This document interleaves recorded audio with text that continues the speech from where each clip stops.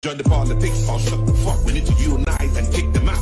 Long live Bobby Wine, show where they are to go. Show Kuti, Pelu Faz, Ghanaian Adams, freedom fighters, Nnamdi Kanu, Pelu Biafra. Which way? Africa. You don't like Bobby Wine, Afakulu. You don't like Shaware, Afakulu. Bogota Sunday, Igbo, Afakulu. You don't like Nnamdi Kanu, Afakulu. Afakulu. Afakulu, Afakulu, you be Mungu. Afakulu, Afakulu, Afakulu, you be Mungu. Hola MTV Africa, Sound City and Trade Steve, your propaganda and politics. Making money from Africa, recycling individuals. There's no peace in Uganda, no human rights, no justice. Boycott the mama. Take mama to Ghana, South Africa, Tanzania, Ethiopia, and Senegal. Shout out to OHIP TV, Incisive, Kanu's music, the foundation, they made it happen.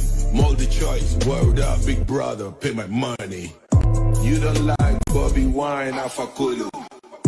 You don't like Shaware, Afakulu. Bogota Sunday, Igbo, Afakulu. You don't like Nnamdi Kanu, Afakulu. Afakulu, Afakulu, Afakulu, you be Mungu. Afakulu, Afakulu, Afakulu, you be Mungu.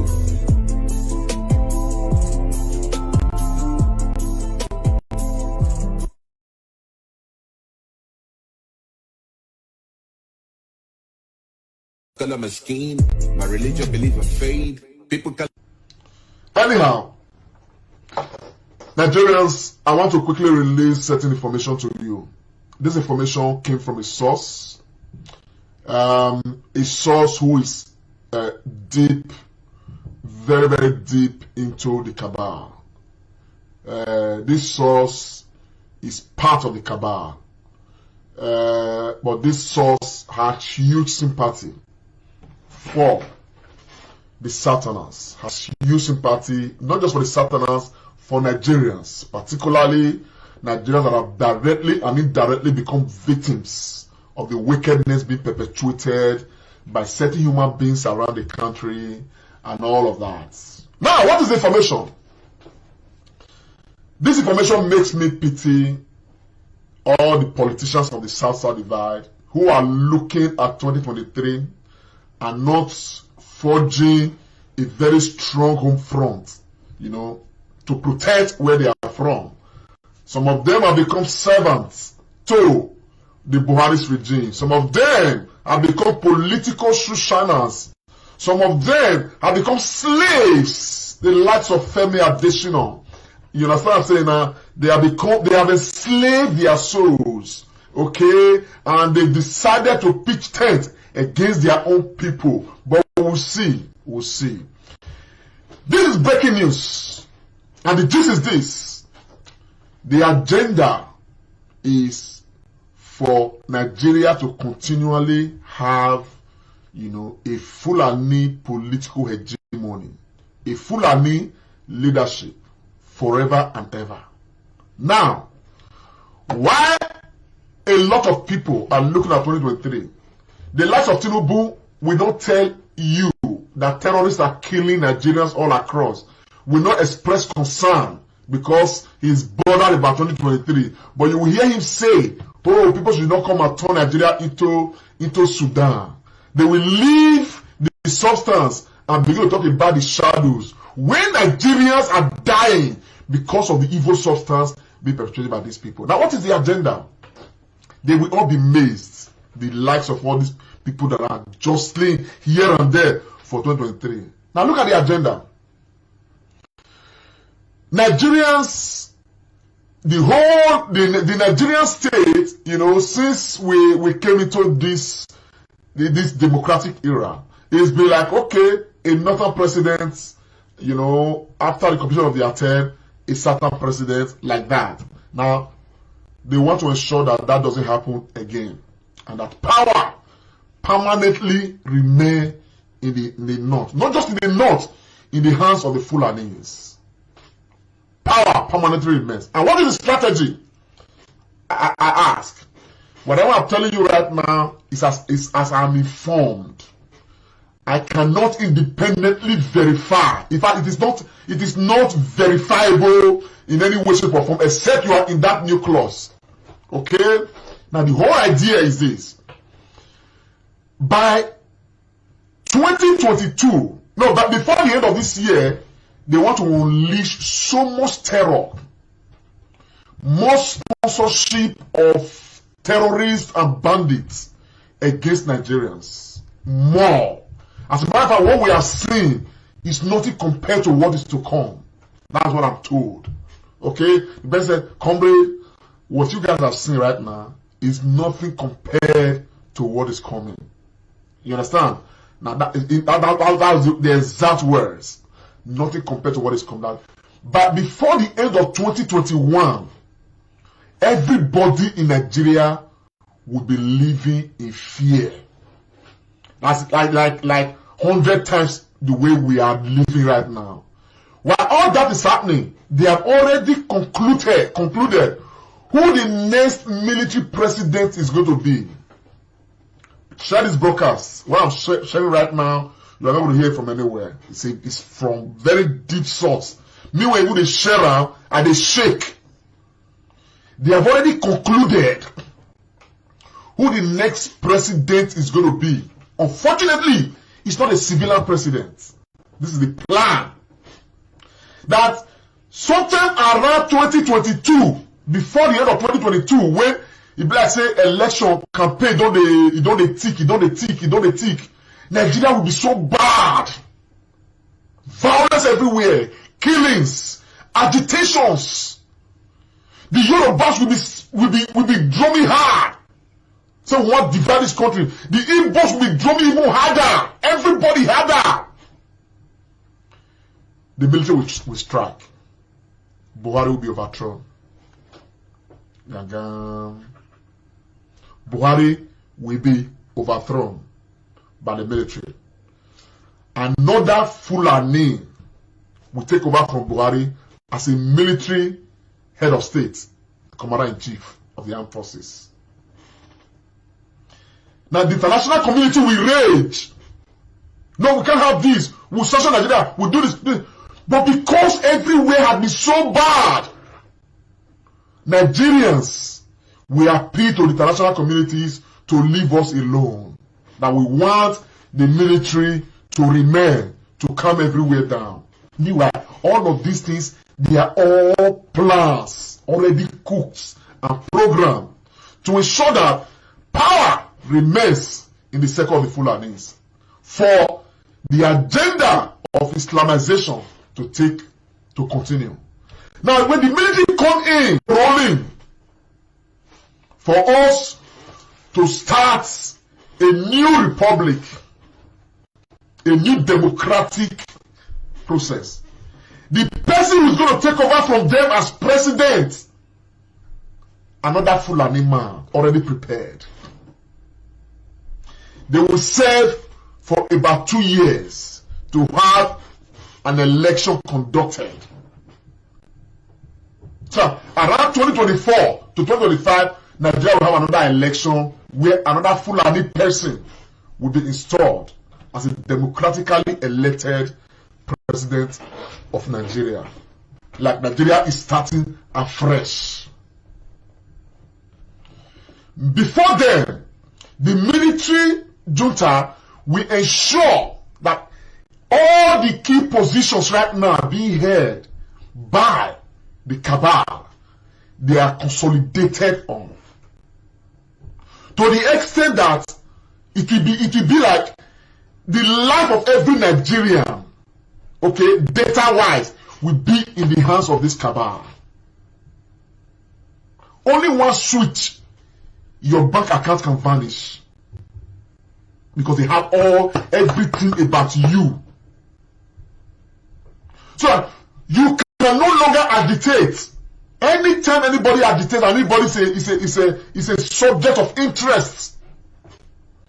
They have done the thing in such a way that they can easily just pick somebody out from the crowd by the person's name, identity, or whatever, and the person will just suffer inside body. Before you know what is happening, the person will just the person will silence him or herself. Now, this is the grand plan. Now, this grand plan has started. All this NIN that you are seeing right now, this one, all these small banking policies here and there, you know, have this number, and so that all accounts are tied together. They are all part of a long process that is going to lead us to a point where we will politically surrender to the Fulanis. They are in regret right now that it was even the British that saved this country. Because if the British had not been the go-between, that had not been in between, they had already conquered the Hausas. They easily would have overrun and do it as crookedly as possible. But now, Buhari's victory was strategized. It did not start with Buhari winning the election. The Boko Haram that was born in Nigeria, you know, years before Buhari contested the election, okay, it was programmed to disturb Nigeria, kill a lot of people, create fear, make whoever is president, Jonathan, at the time, incompetent, so that sympathy can come to Buhari, so that the whole world of Nigeria can actually stand by Buhari, so that the whole idea can start. Now, Buhari cannot complete this agenda himself within 8 years. It's a gradual process, but when that process is ongoing, the exploit of Boko Haram and terrorist herdsmen must not stop. And that is why, to date, no Boko Haram person has been convicted of being a terrorist. No Fulani herdsman has been convicted, arraigned. None. None whatsoever. You know they. Because the guys themselves, they have the protection of the authorities. Now, many of you are not aware. The last, what's his name? What's it called? The last chief of army staff and all of that, all the security chiefs. Okay, $1 billion $1 billion was given to them to procure arms for Nigeria. The chunk of those things today, as we speak, is in the hands of Boko Haram. Now, how the weapons of the Nigerian army gets to Boko Haram is what nobody wants to talk about. It's what the government don't want to talk about. Now, just as recently as last week, a Nigerian troop on the ground, Nigerian soldiers, were closing in on Boko Haram members. And all of a sudden, they were bombarded by the Nigerian Air Force. Under whose orders? They say it's a mistake. But it's not a mistake. People within the military ranks, they are already smelling some rats. Because according to a source, to a source close to the matter, he said those guys, they were communicating with the command and control, I don't know what they call them. So they knew where they were based on the information they were supplying on the ground. So they directed the Air Force to make sure they get there so that they don't get to where Boko Haram is. That was the only reason. Information I'm giving you right now, some state governments, I'm sure, do not have it. I was told, see, many state governors don't have this. Those who have this information are those inside the matter. For now, so I will break and reach. Again, more. Okay? But please, if you are there, information is power. Nigerians must be liberated. Those who are jostling now to become president of Nigeria in 2023, many of them are going to be fried. Many of them will be fried. By the time the military coup d'etat is to take place, they will be cleansing people who have already be targeted as troublemakers, politicians, they will be cleansed thoroughly. That is excluding the cleansing that is going to take place this year. I have been told that, what's it called? Politicians are going to be seriously targeted by Boko Haram terrorists. What I'm saying right now, my mouth is heavy me. I even shake inside my body. But we've got to say it. We've got to say it. Information is power. Share this broadcast. Let's not joke with this. Now, the reason why I've got to reveal this, as I heard, this matter about 3 o'clock last night, I see the phone will still cut, they will still connect again, we'll still talk small, we'll still cut, just to make sure we break this thing, because we don't know who is monitoring who. I wish you would understand. Anyhow, so I will reveal more of these things, more of the things I've heard. Now, mind you, I have not missed or been able to independently verify this is I'm revealing right now. However, this is the information when I get. I expect us to work with this. With it. Now, in what area are we going to work with it? Having heard this information, the thing I told myself was, if this information is anything to go by, my stand to say, that I have always hard to say, man, we will still be able to fix Nigeria, is a waste of time. It is a waste of time. And we are left with just one option. Unfortunately, all of us will know that option. And therefore, it remains a matter of to your tent, O Israel. The agenda is clear. From what is happening, where we are in planning is like, if we are like step 2, these guys, they've gone to like step 50. So sometimes when we say, oh, all these people, they're not get sense, they're not go school, they don't do this, they don't do this. Look, where we see. In fact, we never come up inside Bele. They have started building skyscrapers as far as politics is concerned. The human being who spoke with me, the person laughed. I don't want to review whether a man or a woman. It's part of what I want to keep away. The person laughed. He said, even if there was going to be an election today, say today they want to do election, you don't get how the will of how they want time not will take place.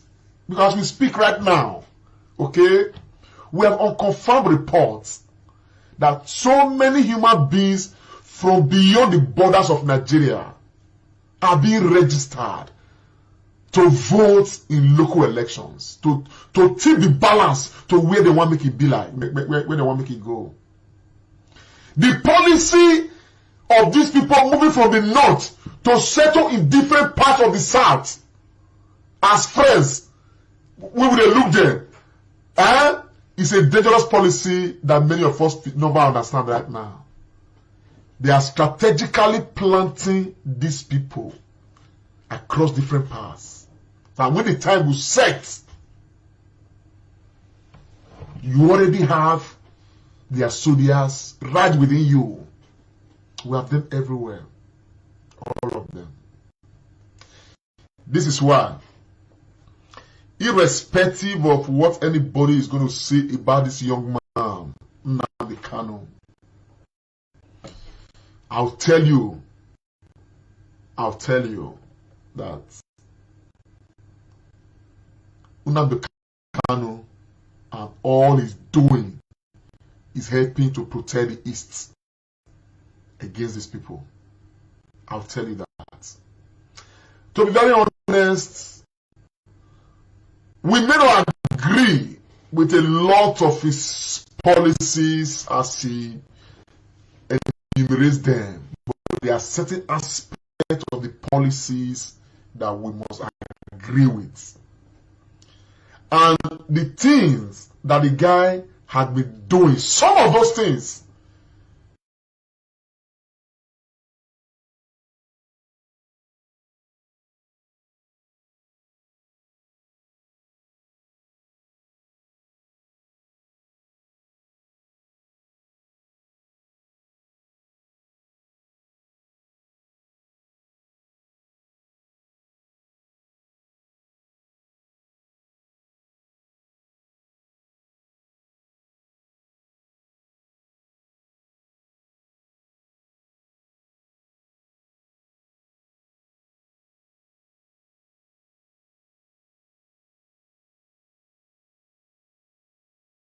for people, great Biafrans, wherever you are. This very day, the 11th day of May in the year of our Most High Elohim 2021, the time now exactly 2 minutes past 7 p.m. in the evening in the holy and blessed land of Biafra. I welcome each and every one of you. Good morning, good afternoon, good evening, and good night, regardless of where you're domiciled and you're listening to us this very day. My name is Mazi Nnamdi Kanu. I am the leader of IPOB all over the world, the indigenous people of Biafra. I am the director of Radio Biafra and Biafra Television. And by the grace, very special grace of the Most High, Elohim Adonai El Shaddai, a servant of the wonderful people of Biafra. And as always, every outstanding protocol being observed, I urge you, please, to let those around you participate, even though they may be far from you. If you have an internet-enabled device, you should be able to listen to us. If you have a functioning transistor radio that has the FM dial on it in parts of Biafra land and some parts of Oduduwa and the rest of the zoo, you must also be able to listen to us. We are on satellite.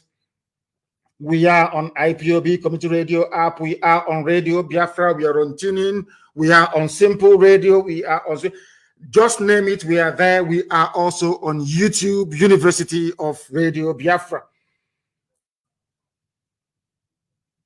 We are on Twitter. We are also on Instagram. People now prefer to listen to us via Instagram. A lot of people are flocking to that very platform. If you have not opened an Instagram account, try and do so. If you have not opened a Twitter account, try and do so, because we are also simulcasting on Twitter this very evening. If you go to my Twitter handle at Mazi Nnamdi Kanu, we are there live. If you also go to Instagram at Mazi Nnamdi Kanu _official, we are also there live and direct. And heaven, as always, will bear us witness this evening as we preach this very gospel of redemption, a gospel of hope, and a gospel of renewal, a gospel of restoration, a gospel of enlightenment, that even for the very first time, because of what we are doing, Southern governors, for the first time in living memory, that I can recall in the zoo, they met in Abuja. And I will be going through their communique very, very shortly. For the first time, they are gathering and finding a voice to make their demands heard by their masters in the North. When I say the North, I mean the Sharia North, not the Middle Belt. This is exactly what I expect Middle Belt governors to do as well. So we know that they are serious. And I believe that as time goes on, perhaps even the South may be able to incorporate the Middle Belt into their meetings, but that will be for another day. This very evening, we are going to pray as we are accustomed to doing here. We are going to hand over our proceedings very, very briefly and concisely to the Most High Elohim in heaven. We must pray.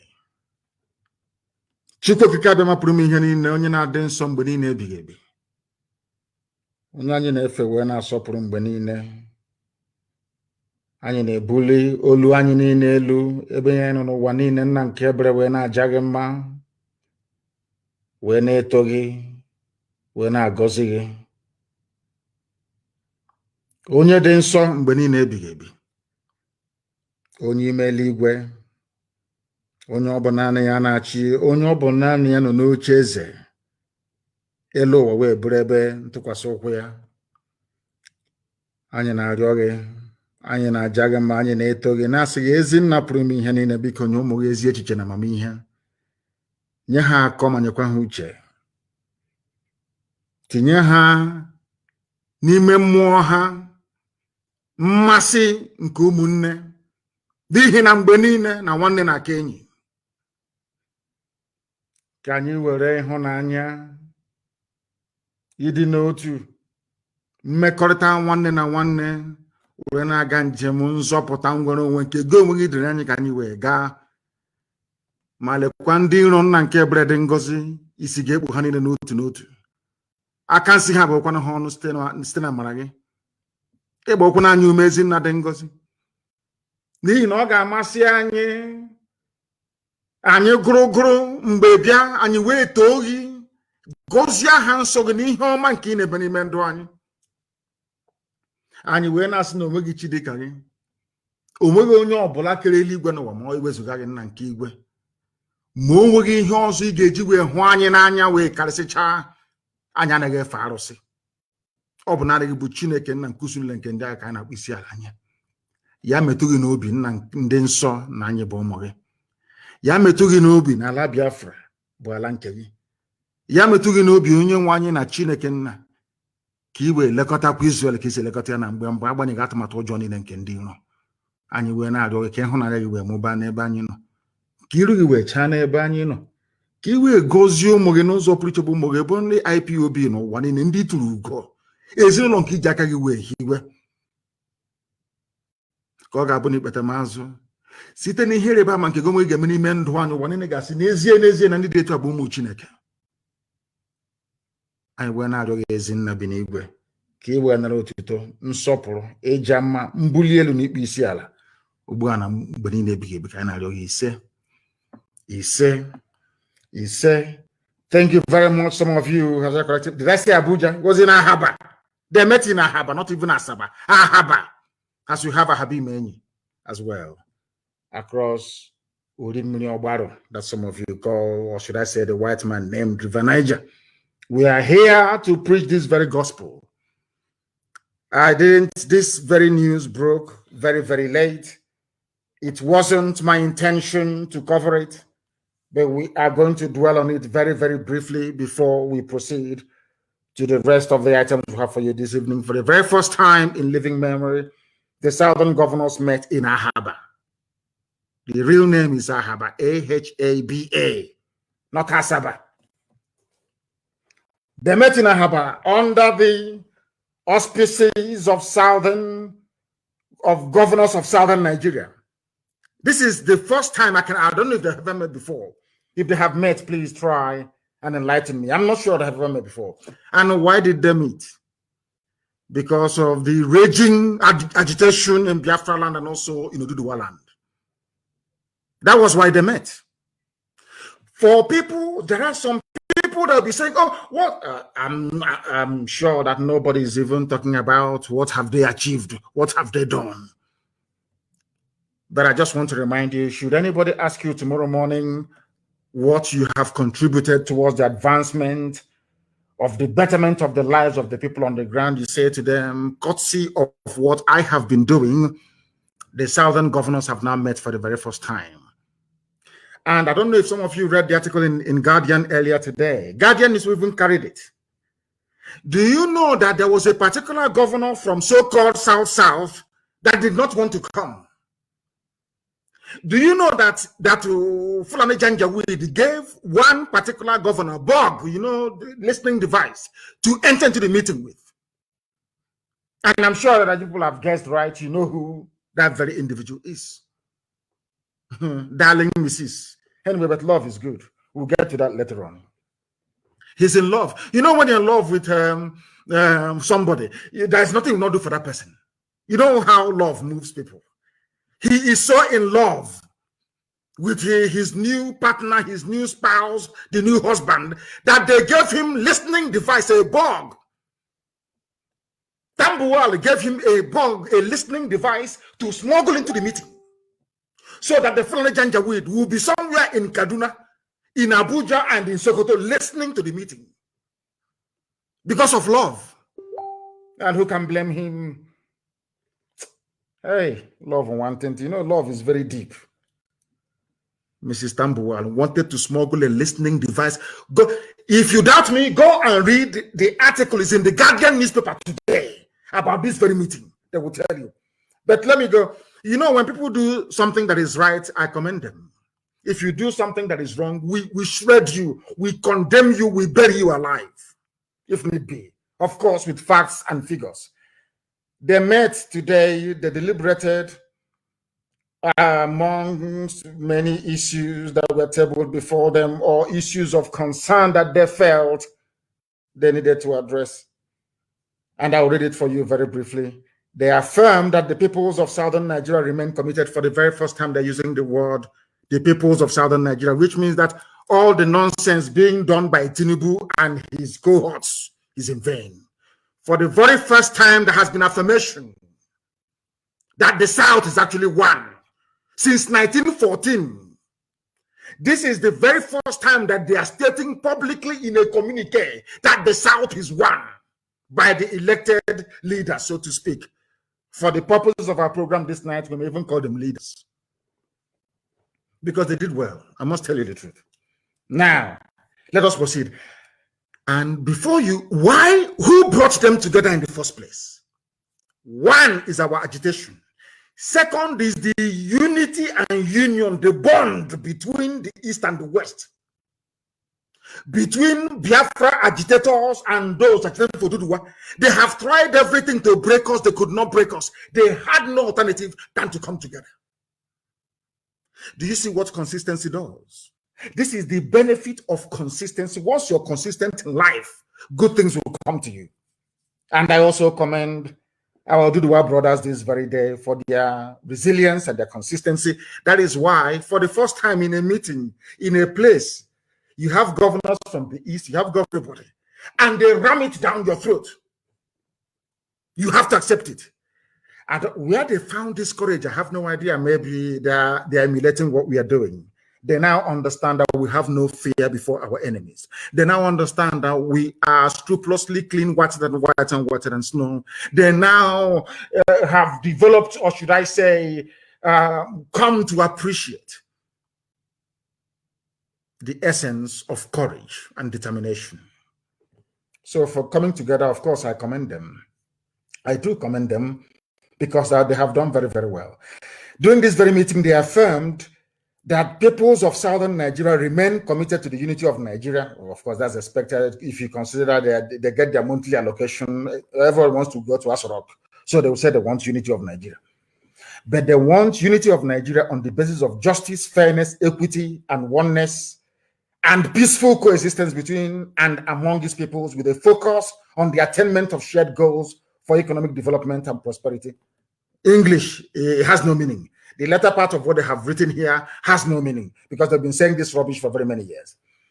Now, the second point on the communique states, observe that the incursion of armed herders, criminals, and bandits into the southern part of the country has presented a severe security challenge such that citizens are not able to live their normal lives, including pursuing various productive activities, leading to a threat to food supply and general security. Basically, they are warning Fulani Janjaweed terrorist headsmen, short for Miet Yala. They have now come out to say that they are concerned about the activities of Miet Yala. Consequently, the meeting resolved that open grazing of cattle be banned across southern Nigeria. In other words, if you see any cattle in any farm from tonight, anywhere in southern part of the zoo called Nigeria, you kill it. You are enforcing the law made, or should I say directive executive order made by those that you claim you voted for to look after your affairs.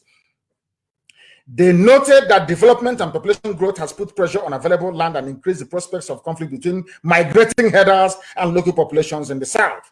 Given this scenario, it has become imperative to enforce the ban on open grazing in the South, including cattle movement to the South by foot. Nobody should bring cattle into the South. In other words, Ruga is dead. Cattle highway is dead. Cattle path and cattle routes, they are all dead. From what they deliberated and came to conclusion to this very day in Ahaba. They concluded that anywhere you see Miet Yala with their cattle on foot inside your farm or anywhere, of course, in the East, we call Eastern Security Network, and we treat them the way we have been treating them. Why are they saying this? Because we took the bulls by the horn. We don't mess about all this nonsense they are doing. That rubbish. I'm not go to the rubbish. If we find you in the bush, you are bushmeat. You are gone. Both you and your cattle, you are finished. So now that gave them some lever to come out to say that we are now banning cattle movement. Number 4, we recommend that the federal government should support willing states to develop alternative and modern livestock management systems. And I wonder, why are you taking permission from the federal government? Was it not Osun State or whichever state in the West, in Yoruba land, imported 250 pregnant cows from the USA? That one didn't, once they told the cow, you are now in Nigeria, the cow broke away from the crate. I wanted to run back to the USA. A governor was able to do it without permission. But these ones, of course, they have to bow to their Fulani masters. They are taking permission from the Fulani, their Fulani Janjaweed, as if to say that cattle herding, or should I say animal husbandry or dairy products is the exclusive preserve of Miet Yala. That is why you're going to the government to go and look for excuse to start your own cattle ranch in your states, because you have agreed that nobody should enter into the cattle farming or rearing business unless you are a Fulani, unless you are Miet Yala. Arrant nonsense. Pure bunkum. That is where I fault some of the things that they have said today. This one doesn't sit well with me. It doesn't sit. Why do you have to ask the state, the Abuja, to allow you to have cattle farms, or should I say, rare cattle, where you come from? You don't need permission from anybody. It is food for feeding of the people, so you don't need permission from anyone. Now, listen, they said they have agreed to progress. We have agreed that the progress of the nation requires that urgent and bold steps be taken to restructure the Nigerian Federation, leading to the evolution of state police, review of revenue allocation formula in favor of sub-national governments, and creation of other institutions which legitimately advance our commitment to and practice of true federalism. Once again, they're begging for restructuring.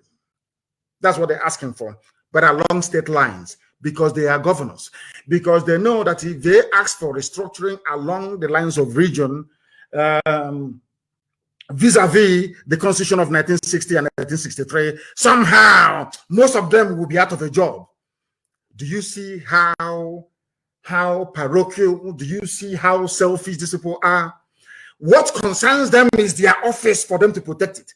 That is why they are arguing for restructuring along state lines where you will not answer your name, where somebody can say, oh, I'm from Rivers State, that has no meaning. I'm from Delta State, that has no meaning. I'm from a state that is named after a river, no longer the people. Because they know that if we ethnicize the identity of people in the zoo, our eyes, or the eyes of everybody, will open at the same time. They don't want to ethnicize it. What they want to do is to go with these same artificial boundaries, the same thing that the white man did. That is what they want to recreate. They want the entrenchment of the state system in the zoo in order for them to remain relevant and valid in office. And we are against that completely and totally. Now, these southern governors are recommending that in view of widespread agitations among our various peoples, here we come, we have now come into the play. Oduduwa and Biafra agitators, we are now in the game. They are now talking about us. Let us hear what they had to say. we recommend that in view of the widespread agitations, of course, by IPOB and Oduduwa agitators, among other various peoples, for greater inclusiveness in existing government arrangements, the federal government should convoke a national dialogue as a matter of urgency. So we are now moving very close to that referendum we talked about, isn't it? Because after or once you pick up a gun, it will always end on a round table. Not the table with four corners, no. The rectangular ones, no. Always on a round table. And they now understand it very clearly. They are now calling for national dialogue. If they have the clout, if they have the presence of mind or conviction to push these things through, for their counterparts and their husbands in the north to agree to, is another matter altogether. But at least they have said it. And they must also be commended for it. They also recommended that in deference to the sensitivities of our various peoples, there is need to review appointments into federal, like federal character, that Fulani should not dominate everything. This is a very diplomatic way of saying that Fulani should not take over every sensitive security position in the zoo. It must also go to other ethnic groups as well. Now, this is one that I love very, very much. We have resolved to foster cooperation among the southern states and the nation at large. For the very first time, they are saying that the Igbo and Yoruba will work together. Izon is there, Ijo is there, Ibibio is there, Efik is there. For the first time since 1914. Some of you may be shocked. This is the only time since Lugard, that wretched Lugard, came into the zoo to turn us into wild beasts and animals. I'm telling you, this is the first time that southern protectorate you've been hearing about, this is the first time that their so-called leaders are meeting since 1914. Over 100 years ago. Over 100 years ago, this is the first time they're meeting. Imagine if they had been meeting all these years as their northern counterparts were doing. Do you know why they met in Ahaba? They met for the simple reason that the divide and rule tactics of the north is no longer working. They can no longer divide us. And where I should give credit, I won't hesitate to give credit. There's a group called Nsuko Mona, the ones that started this handshake across for us, because of course the boundary is not in Niger, it's in Igodomigodo. They started all this movement to try to unite the South. Nsuko Mona, they are called. They have been fighting for very many years. And I also give them credit because this is as a result of what they have been fighting for over the years. What Biafra and Oduduwa agitators did was to give impetus to this very thinking. That is why we are where we are today.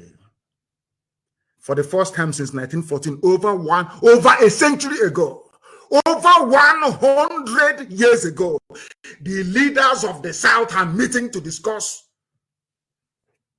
something, should I say, issues of common interest. They have resolved now to cooperate. Let it not be that when your husband calls you now from the north, you start panicking and saying, I'm not part of it. I'm from the southeast. I'm from south, I'm from southwest. Once you maintain that united front, you are impregnable. Even if one stupid governor may be responding to what the husband is requesting from the north, once you are united and you're very, very strong, the Janjaweed will bow to you. These are the things you must understand and have that in mind. Now, they have expressed concern. This is where they now come to Radio Biafra. I want you to understand that this meeting today in Ahava is all about those that want freedom. And what we have been preaching on Radio Biafra for very many years, now it is sinking in. They pretend they don't listen, but everybody listens to what we have to say on this noble platform. I mean, absolutely everybody. They listen to us. And we are winning this very war of ideology and war of philosophy. Why am I saying this? The governors expressed concern on the continued gridlock on Osho-Diapapa Expressway, which we have been talking about now for years, and the chokehold it has exerted on the nation's economy being the sole outlet from Apapa Wharf. The meeting therefore recommended the activation and establishment of ports in other states of the Federation to create new jobs and promote socioeconomic activities in the country. What I have been preaching for very many years, isn't it? When I was in the dungeon in DSS, somebody came to me and asked me, what would you like to see done? And I said to them that you must open the seaport in Warren, open the seaport in Iguacha that the white man named Port Harcourt, open the seaport in Calabar, and allow Onitsha river ports to function. In fact, you can even go as far as building another one in Lokoja as well. I wrote these things down and I gave it to the federal government of Nigeria. When the Eastern governors called us for a meeting, I went to Eastern governors and I gave them the same thing. I never asked them for any money. I didn't ask them for anything. I didn't ask them to make my life better, to buy me a helicopter, or to buy me a private jet, or to open an account for me in the Cayman Islands, stuffed with dollars. No, I asked them. I said to them that our people need employment. I said to them, go, the railways that are building in Nigeria today was my recommendation when I was in detention. I said to them, I'll give you this sound economic advice for free. But of course, they misused it. I said to them, if you go to everything I've been preaching for the past, I don't know if it's 7 or 8 years, it is there. Now, for the first time, they have agreed. They have come together to agree that Warri Seaport should be opened. Calabar Seaport should be opened. Iguacha, that they call Port Harcourt Seaport, should be opened as well. Now, do you understand it? I want all the intellectuals to understand how far we have gone. We always win. I said to all of you, in the end, we win. Just remain consistent. Do not waver. Do not move to the right or to the left. Remain where you are on the path of truth, justice, and honesty. Eventually, your ideas will prevail. And today, it has prevailed. They are now asking for the creation of jobs and the promotion of socio-economic activities in the southern part of the damnable Zoological Republic. The meeting expressed concern on the economic implications of another lockdown on the country. Now they know. They now know. This is what I want to talk about this evening. Before this very news or communique was issued by the governors of the South, they are locking everybody down to stifle the economy, to move, harden the terrorists into the South, to commence the final onslaught, the final phase of the Islamization agenda of the Sokoto Caliphate. It's nothing to do with COVID. Absolutely nothing to do with COVID. They want to bring these people down to our land to commence the final onslaught before 2022, when they had hopes to overrun every inch of territory in the South on their path to the full Islamization of the damnable contraption we know as Nigeria. They do not want another lockdown, and therefore suggested greater coordination and cooperation between federal and state governments in evolving strategies for dealing with the pandemic. In other words, no, Yusuf Abubakar Mohammed cannot sit in Nasser Rock anymore and issue directives saying, oh, we're in a lockdown. And what stupid lockdown? The Fulanis are using it to stifle us. Whereas the borders are open in the north. They can bring in rice, they can export cement, they can cooperate with their Niger Republic brothers and sisters and cousins. But in the south, they say no movement, lockdown. They want to stifle us economically, because if you don't have money, there is no way you can lobby the world, there is no way you can buy weapons, there is no way you can exert any measure of influence. They want to be the ones handling the money alone. That is what they are planning to do. But I'm glad that the southern governors have come to their senses, or have realized that eventually, or at last, they must rise up to say something about this stupid, ridiculous lockdown that the Janjaweed Caliphate is proposing.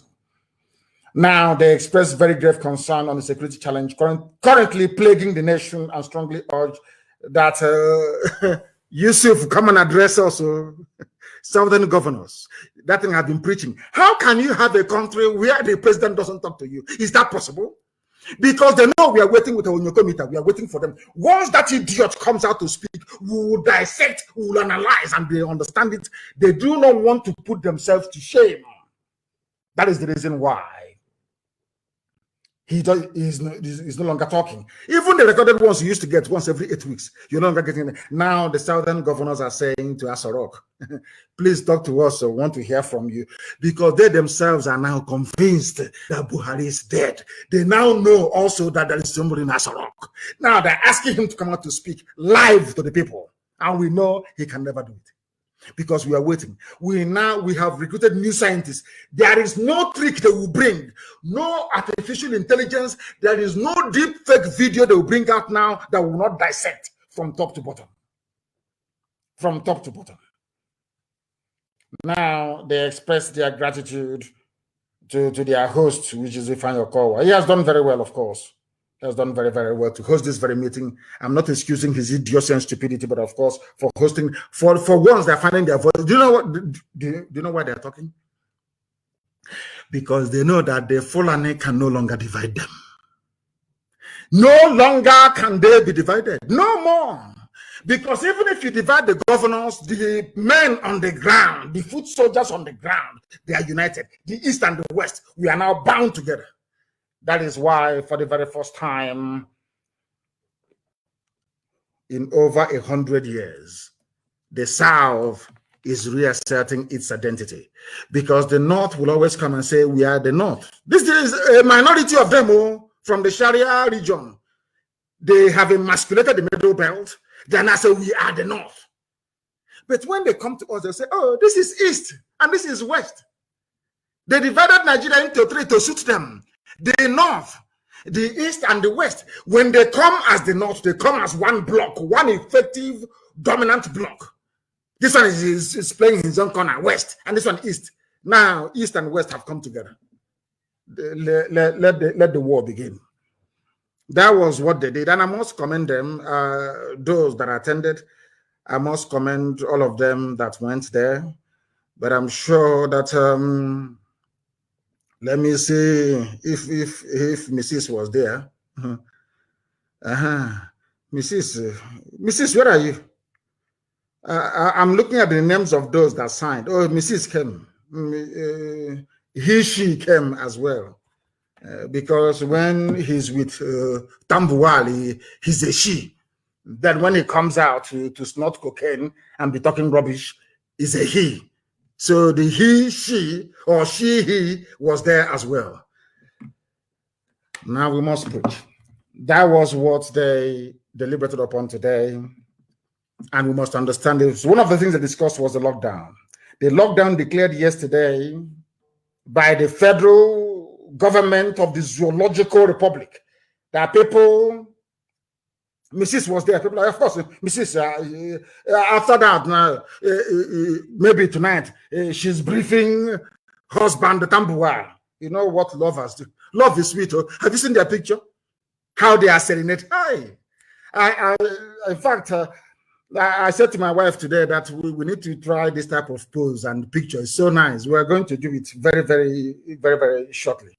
We are going to pose like that as well. Did you see Wike and Tambuwal? Hey, it's as if they just fell in love only last week. Such beautiful, beautiful picture.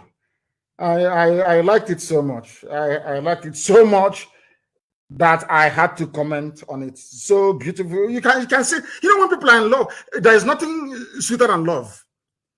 And now, that first 2 or 3 months, or maybe they're doing their own anniversary now. You can see how happy they are. And I wish them well, honestly. I wish she, he, and him well. They should live happily ever after. The lockdown declared yesterday by the damnable Zoological Republic is a ploy for terrorists to come into our land.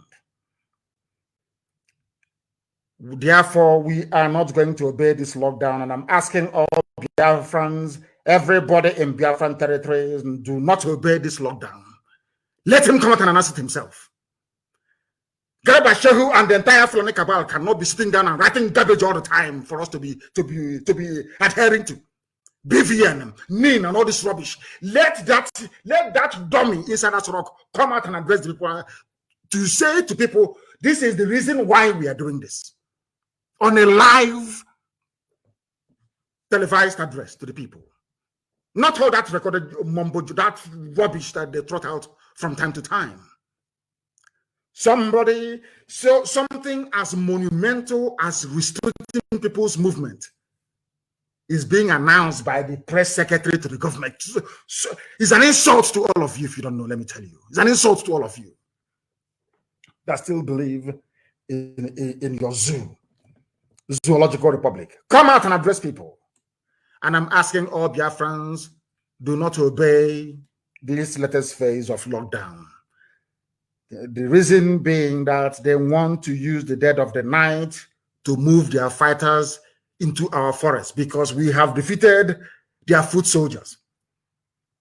We have defeated them. They now want to use the cover of the night. You will see them only Fulani people with their police and army, and for their southeast and their south. To me, it is Biafra. I am warning every coordinator, do not sleep in your house starting from tonight. All coordinators and deputy coordinators, look for somewhere to go to. We are in the trenches right now. You're about to experience freedom fighting, what it's like. It is not comfortable. It is not rosy at all. Do not sleep at home. Do not sleep at home. Change your phone numbers. Even change the phone itself. Or else they'll be able. Now, DSS is finding it difficult to track people because we are making their life a misery as well, and they understand. We are waiting for them. Their own turn is coming. And when it comes, I am sure that all of you will approve of it. They say that Buhari, whoever they're calling Buhari, we don't know. Of course, we know him to be Yusuf Abubakar Mohammed. They have announced fresh security measures to tackle insecurity in the southeast, and I'm asking them this very simple question. Have you ever heard them before? Despite the progress being made by Boko Haram, ISIS in West Africa, Al-Qaeda in the Maghreb, Ansuri, or whatever they call it, Miyet Yala, terrorist group, and all the rest of them. Have you ever heard them say we are rolling out new security measures for the northwest or the northeast or north central, where the Fulanis are pillaging and killing every blessed day? The answer is no. But now Buhari approves fresh security measures to tackle insecurity in southeast and south-south. In other words, I told you that they're going to come. You know, Fulani has this very stupid and senseless pride in them. I know that their pride won't allow them. They must come. And remember, I will keep reminding you of this every blessed day. This Fulani army will die in Biafra land. They want to move them in. Maybe to start there, they are doing now is abduction. We are in the season of abduction. Very soon they will try their shoot at sight to see if it will work. But I'm not sure it is going to work for them again, considering that all the entire southern governors have now come together to issue a communique stating it very, very clearly that the way they have been handling things in the past hasn't moved the situation forward.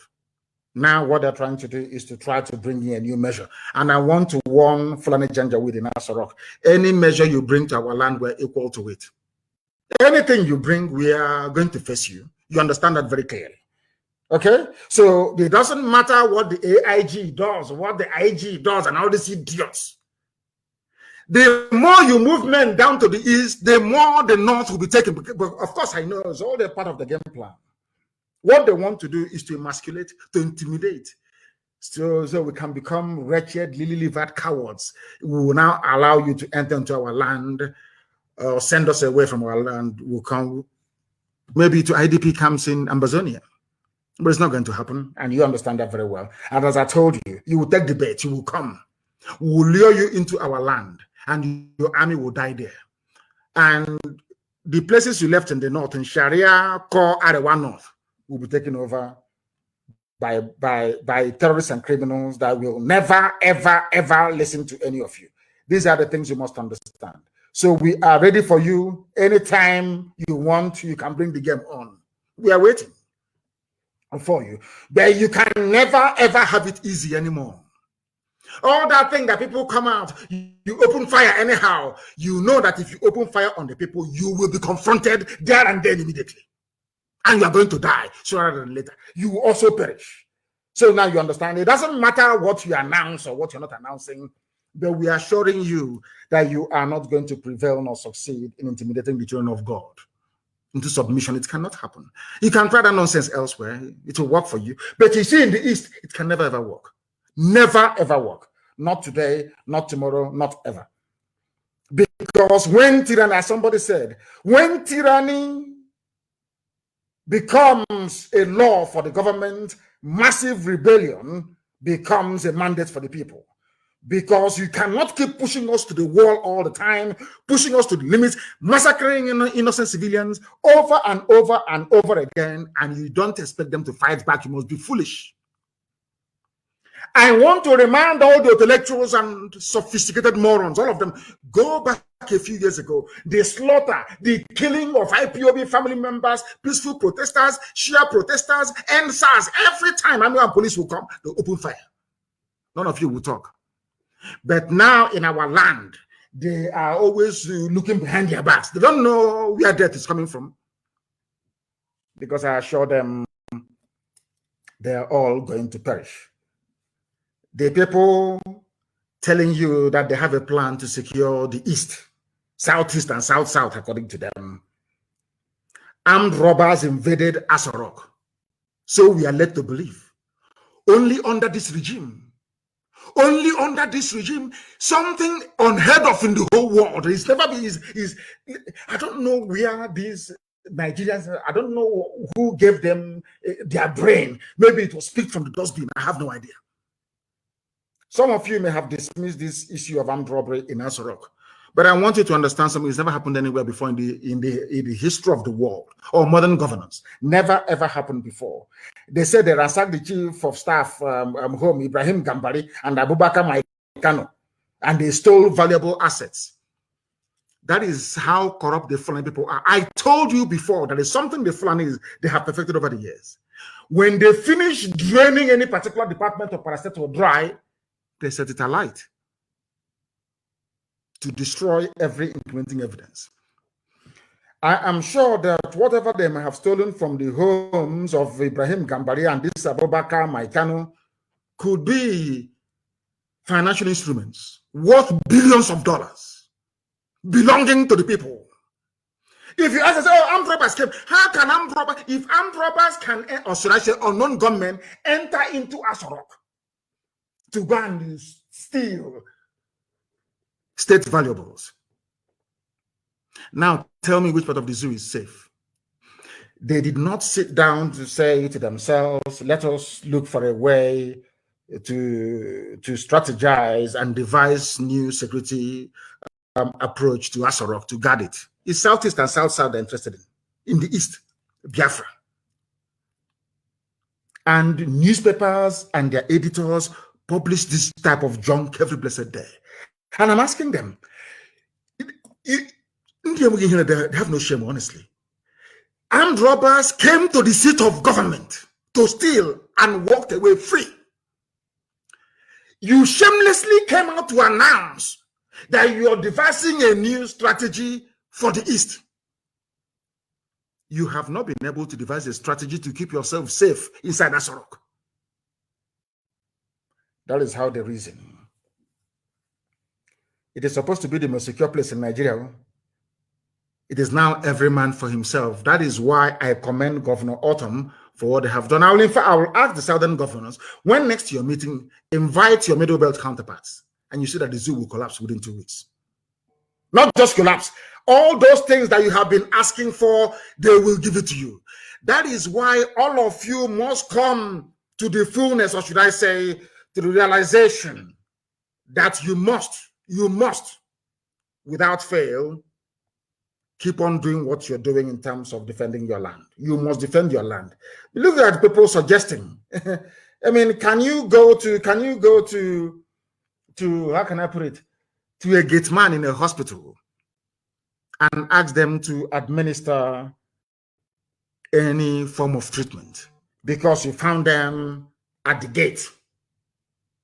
Because you found them at the gate of a hospital. These people, they're like gate men in a hospital. You are prescribing a remedy that you cannot even yourself inculcate into the plan to keep your own self safe. You're not safe, but you're busy dishing out directive to go to, we now have a new plan. I'm asking the IG of police, go and secure Asorok first. Go and secure Abuja, where children are no longer going to school. Go and secure Abuja first. Go and recover Medugri. Go and recover parts of Yobe. Go and recover parts of Zamfara from the same terrorists that you groomed before suggesting how peace can be restored in the East. If you want to use that as a cover to bring in your army, they're going to die there anyway, so there's no need. I will not stress myself on this. Bring them now, you're going to see.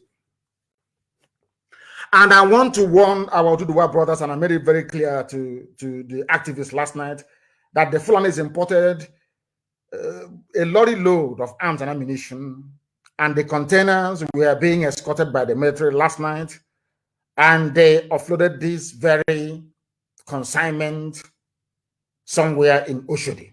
But I'll come to that later on. I will give you the full details of exactly what transpired. And that was why Tinubu said that we had planned to bomb Lagos, something that is undoable in a billion years. In a billion years. They think we are very good students of contemporary history. We know the history of the war. I know personally how people from the West viewed the move by Biafran army to go and capture the seat of power or to neutralize them. It wasn't even an army of conquest to conquer Yoruba people, of course not. It was heading straight to Dodan Barracks in those days to go and neutralize them.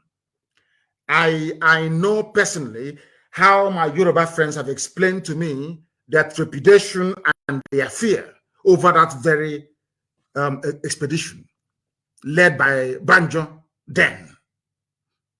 We know. So we cannot try anything stupid. We can never, ever, ever, not on this earth, antagonize our Yoruba brethren. Our Oduduwa brethren. It's impossible. We can never do it.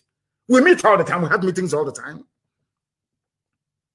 So how can we? Are you telling me that all those gallant men in OPC, all those gallant men all over Yoruba land, they cannot do any work? If we agree that they should go and start, disturbing those who are disturbing them, they have more than enough men to do it. More than enough to do it. We don't have to go there. But they lied as usual, as they always do. As they always do. As they always do. But in the north, what is happening?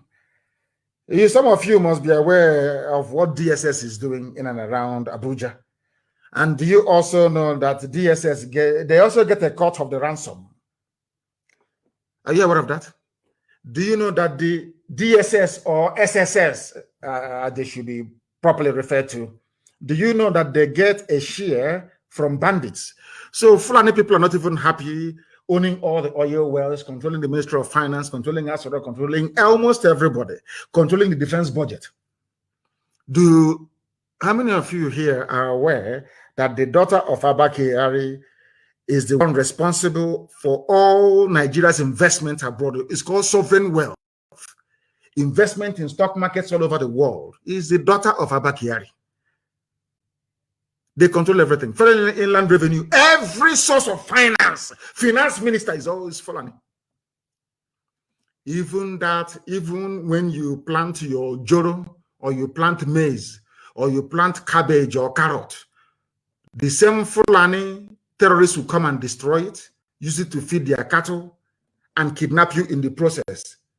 Even that little money you have made by selling maize or yam or cabbage or watermelon, you now use it to pay the same Fulani to release your child, release your father, or release your mother back to you safely.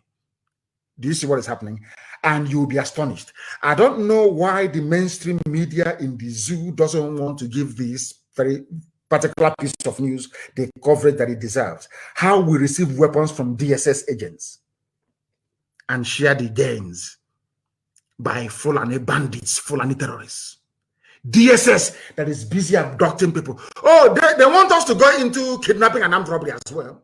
That's what they want. So we can start sharing the money. Okay, that's what they're looking for. They are, as I'm speaking, they are now in Aba and everywhere, claiming they are implementing security strategy. But the same DSS, I don't know why their National Assembly, I have no idea why these people should not be investigated, prosecuted, and shut down DSS. Instead of contributing to making your lives as safe as it can be within the contraption, they are making it worse. I'll read it for you. They told a German television, Deutsche Welle, in a recent report that they borrow money from DSS agents. And who are the people in charge of DSS? Fulani. Who are the people borrowing guns and ammunition from DSS? Fulani terrorists. That is why the South must understand they are all in this whole thing together. They're all in it together. As the security is worsening in Nigeria, armed bandits terrorizing different parts of the country have made a startling revelation to the German, I think it is the flagship media in Germany, Deutsche Welle, that they have been receiving weapons from operatives of DSS. You see their DSS, you see them with their uniform DSS. They are worse than bandits. These are hardened criminals, and none of them are Fulani. Very, very sadly.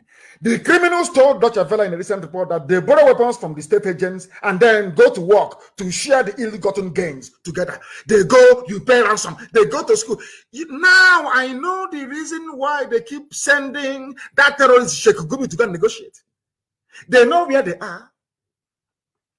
DSS will not go and get them or mount a rescue operation to release those who have been kidnapped. Instead, they're waiting for you to pay the ransom. They will tell Sheikh Gumi, tell them to pay, tell them to pay. It's dicey. Operationally, it's not difficult. The terrain is, there's a valley, there is a hill. Talking rubbish.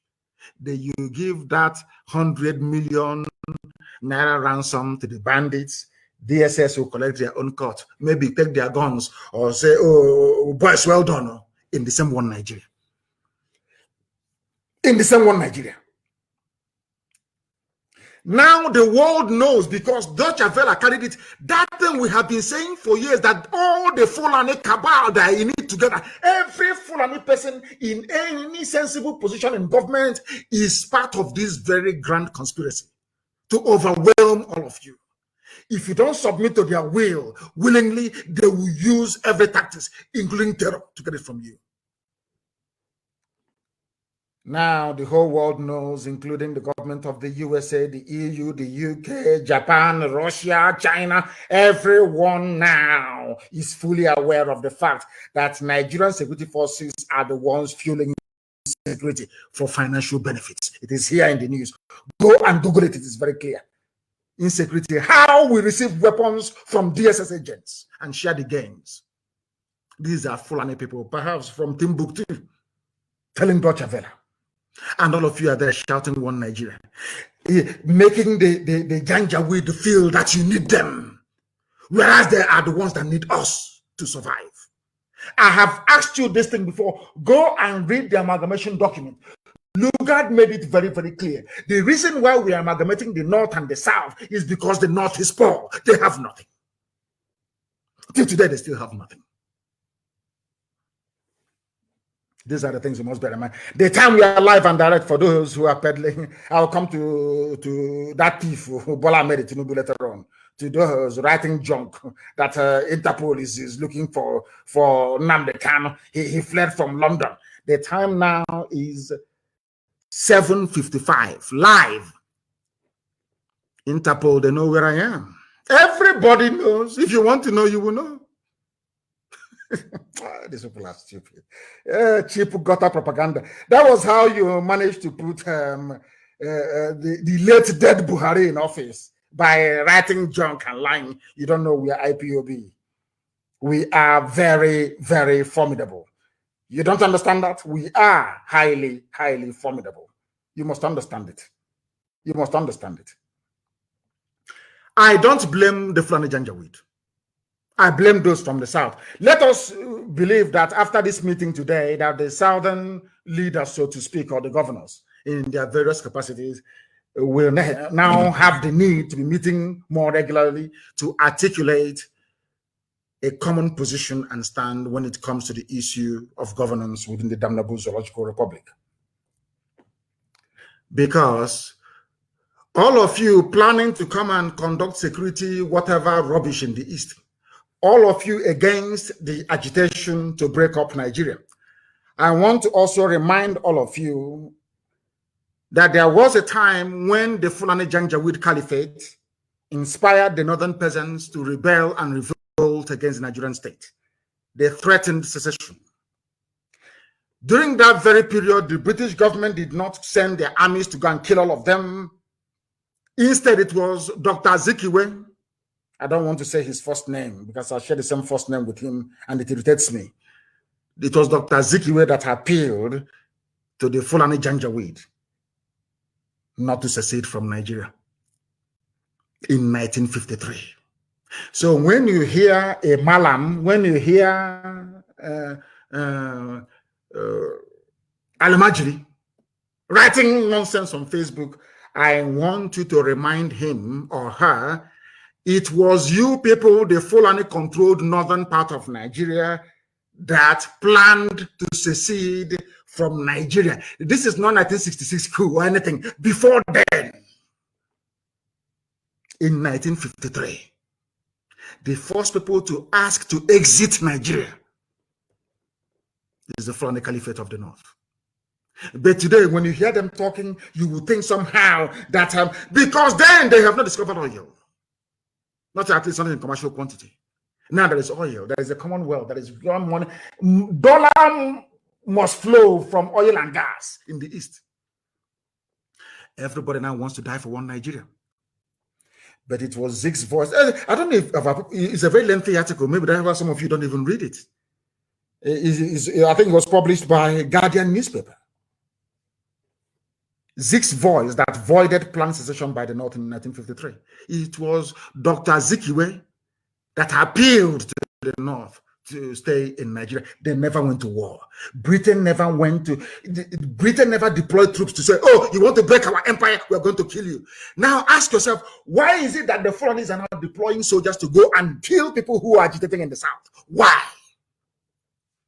When they themselves agitated to leave, nobody killed them.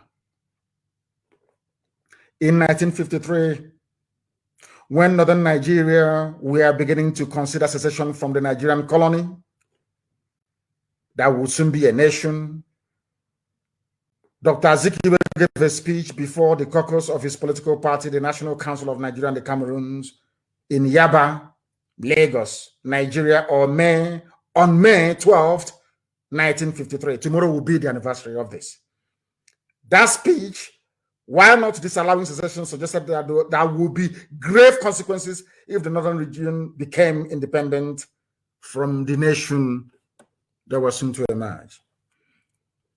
Zeke did not threaten anybody. The British people who were in control of the zoo that they themselves created did not send any army to go and quell the secession. That is the reason why they banned history in your schools. That is why some of you do not know history. The first people to attempt secession from Nigeria were the Fulani of Janjaweed in 1953. Who stopped them from seceding? An Igbo man. Very, very sad indeed. You know, somehow it's either that God wants to destroy us or we want to bring calamity upon ourselves all the time. Can you imagine what the lives of ordinary people would have been like had Zeke not intervened to persuade the northern Fulani Caliphate to remain within one Nigeria? There is something you need to understand very, very clearly. Nnamdi Azikiwe said the North will suffer because the North had nothing. Absolutely nothing. Their so-called granite pyramid were not...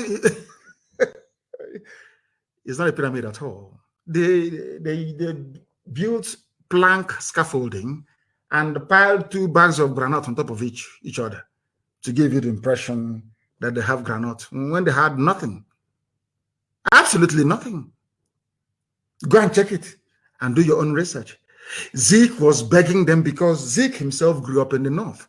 Zeke said, I was born and I grew up in Zungeru. Please don't go away. If you go away, you have nothing. You're going to suffer. You're going to be impoverished. And they listened, and they remained in one Nigeria. And now the tables have turned. And what are they doing to those who are agitating to leave? The zoo that the Britain created. They are killing them, they are maiming them, they are shooting them aside. Whereas it is these same northerners that first floated the idea of secession. I hope it is becoming very, very clear for everybody. What they have given to us are headsmen, terrorists, rapists, murderers, kidnappers across the entire length and breadth of the zoo called Nigeria. They do not care. And we caused it. It was the fault of an Igbo man. Now I understand why sometimes I will speak or write very angrily about Dr. Azikiwe. Now I understand the reason why. It wasn't his fault after all. Today we are agitating to be free. Today we are fighting to be free in the East and in the West. And what have they done? The APC-led government of Lagos State, in conjunction with the Lagos State Commissioner, very lately, they want to destroy it. Tinubu knows that he's not going anywhere. So he has now unleashed his machinery. Everything in his arsenal has now come out to try to fight us, to try to fight me, and to try to fight the children of God. But it's going to fail. I want the world to know tonight that Tinubu will later pay hoodlums, because that's how they behave in Lagos, to attack some parts of that very city so they can later accuse IPOB of masterminding the attacks. This is what some unscrupulous politicians, very desperate criminals are doing in Nigeria today. I want to ask Tinubu, who is a thief and a criminal, why did you not come to the pages of newspapers and television screen to announce the numerous sackings of Yoruba villages by Fulani Janjaweed, bandits and terrorists? Because there are Yoruba people right now in Benin Republic. Why was there no hoo-ha about Yoruba villages being sacked by Fulani Janjaweed? Why? That tells you all you need to know about these people and their intentions. Yoruba people, I want to ask Tinubu, are Yoruba people not refugees in Benin Republic? Who put them in refugee camps in Benin Republic? Are you telling me that Yoruba media is afraid of their Fulani masters and in their docility, real damage is being done in Yoruba land? You have the courage to link IPOB to whatever nefarious activities that you're planning to unleash in and around Lagos. But people that pursued Yoruba people into Benin Republic, you cannot write about them nor admonish them the way you have tried to do against the squeaky clean image of the indigenous people of Biafra. This is very, very sickening. It is a very desperate and psychopathic attempt by this very thief, this very gluttonous and insatiable criminal that will do anything to appease his Fulani overlords. The same man that introduced ethnicity and tribe into the NSAS protest, along with the same corrupt and satanic Yoruba media. They thought they were going to succeed. They tried it yesterday and it failed. Only one tweet, I tweeted, only one. The whole thing collapsed. And of course, when they were pursuing Yoruba Oduduwa activists, and agitators to ask them, what do you have to say? IPOB is going to bomb Lagos. What do you have to say? They said it's a lie. Go and ask their journalists. All the people they call, all the heavyweights, frontliners in Yoruba land, they called all of them yesterday to condemn IPOB. They said, no, IPOB cannot do such. Nobody, in fact, from the South can do such a thing. It's impossible. They were disappointed. One tweet would destroy all their lies. That was why they came up with another one today. You know, they think if they keep writing all this junk, somehow they'll demoralize us. We'll say, oh, things are no longer going the way that we want it to go. When that one failed yesterday, they come up with the nonsense today. Nnamdi Kanu ran away from London. He's wanted by Interpol. I have been telling you I want to go to court. international court, where the whole world, in fact, by the time we finish with that very legal process, if they see a Nigerian anywhere, they will spit in their useless faces. I'm telling the truth. If you don't know, let me make you understand. The same man who brought ethnicity into NSAS, they think, I told you, I warned all of you before. You know, that is why when people call themselves, I'm a prophet, and now they say, I say you're a fool. I told you they will try ethnicity. They will try the use of force. It won't work. They will try ethnicity. It's not going to work. They are going to try religion. Those three things are in play in the zoo at all times. Those are the dynamics that determines where the wind blows in terms of political patronage and reward in the zoo called Nigeria. It was Igboho that said he was going to flush out Fulani killers from the bushes of Yoruba land. And barely 12 hours afterwards, IPOB is now planning an attack on Lagos. I am aware of the hatred directed towards Biafrans, I'm sure of that. But the mistakes of the past I will not repeat. The mistakes of Nzogo, that is why I'm against anybody toppling this Fulani Janjaweed government by force. I am an opponent of coup. I hate coups, I can't stand them. Allow the people to revolt. The people should revolt. If there is any conscience in the zoo called Nigeria, June 12th, come June 12th, everybody must rise up. I want every ethnic group in Nigeria to deal with their own issues. That is why we cannot interfere in the issues raging in Yoruba land. And I wholeheartedly trust our Yoruba brothers, our brethren who are fighting for their freedom. I am begging all of you, please descend on these, your criminals, as we are descending on ours, and do it very, very quickly, because they are making your lives a misery. That second-class Muslim, PC, police commissioner in Lagos State, he's a Yoruba Muslim, but he cannot lead the Jumat prayers in the north.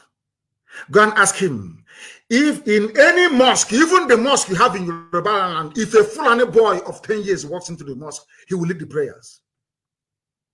I want to ask this Lagos police commissioner, his name is Hakim, somebody. You were an ADC at the camp to Tinubu. Now you're a police commissioner. You think that all those Ibro lifestyle in Lagos can wash indeed. You don't know you're meeting IPOB? Nobody warned you, nobody told you. Do you think we're a pushover? You think that one stupid, ridiculous, misleading headline in the evening can shake us and we start panicking? You are in for a shock and a surprise, I'm telling you. You are a Muslim, you're a Yoruba Muslim. In Abuja, you cannot lead prayers in a mosque in Abuja when a 10-year-old Fulani boy is around. Even if there's no Fulani boy, a Hausa boy will lead that very prayer. You are a second-class citizen to them. You cannot lead a simple Juma prayer in any mosque that has a 10-year-old Muslim boy in it. But you're busy disgracing yourselves on the streets of Lagos by mouthing your usual garbage and rubbish all the time. But this time around, they failed spectacularly to divide us. They wanted to drive away between Oduduwa and Biafra. But the era of divide and rule is gone because Yoruba youths have understood that their politicians are evil. That their tactics is to keep them in bondage. Talking about one Nigeria, amassing wealth and fortune for yourselves, while the rest of the population are busy dying in vain. For whoever is against our freedom is against God Almighty in heaven. And I believe that nobody can challenge you. So Biafra is coming. It doesn't matter what you do, it is coming. As I said before, you know, to pick up a gun to defend your right to exist as a human being, to pick up a gun to defend your right to exist as a human being is like losing your virginity. You don't get it back anymore. So we are going to keep defending our land until they give us referendum. That is not that way. That is not that way. If they kill us, we kill them. I say it live on air so that the whole world can hear me. So you mean I will stay in my house? You will come, you will kill me, you will go. That's rubbish. Every army formation in the East now understand. Once you kill somebody, some of you are going to die. It's as simple as that. That thing you want, we give it to you. Have you been hearing them shooting and killing people? Or Fulani headsmen all over the place? There was a news I saw earlier today, Fulani headsmen somewhere in Anambra, and I said, show me the pictures and the videos.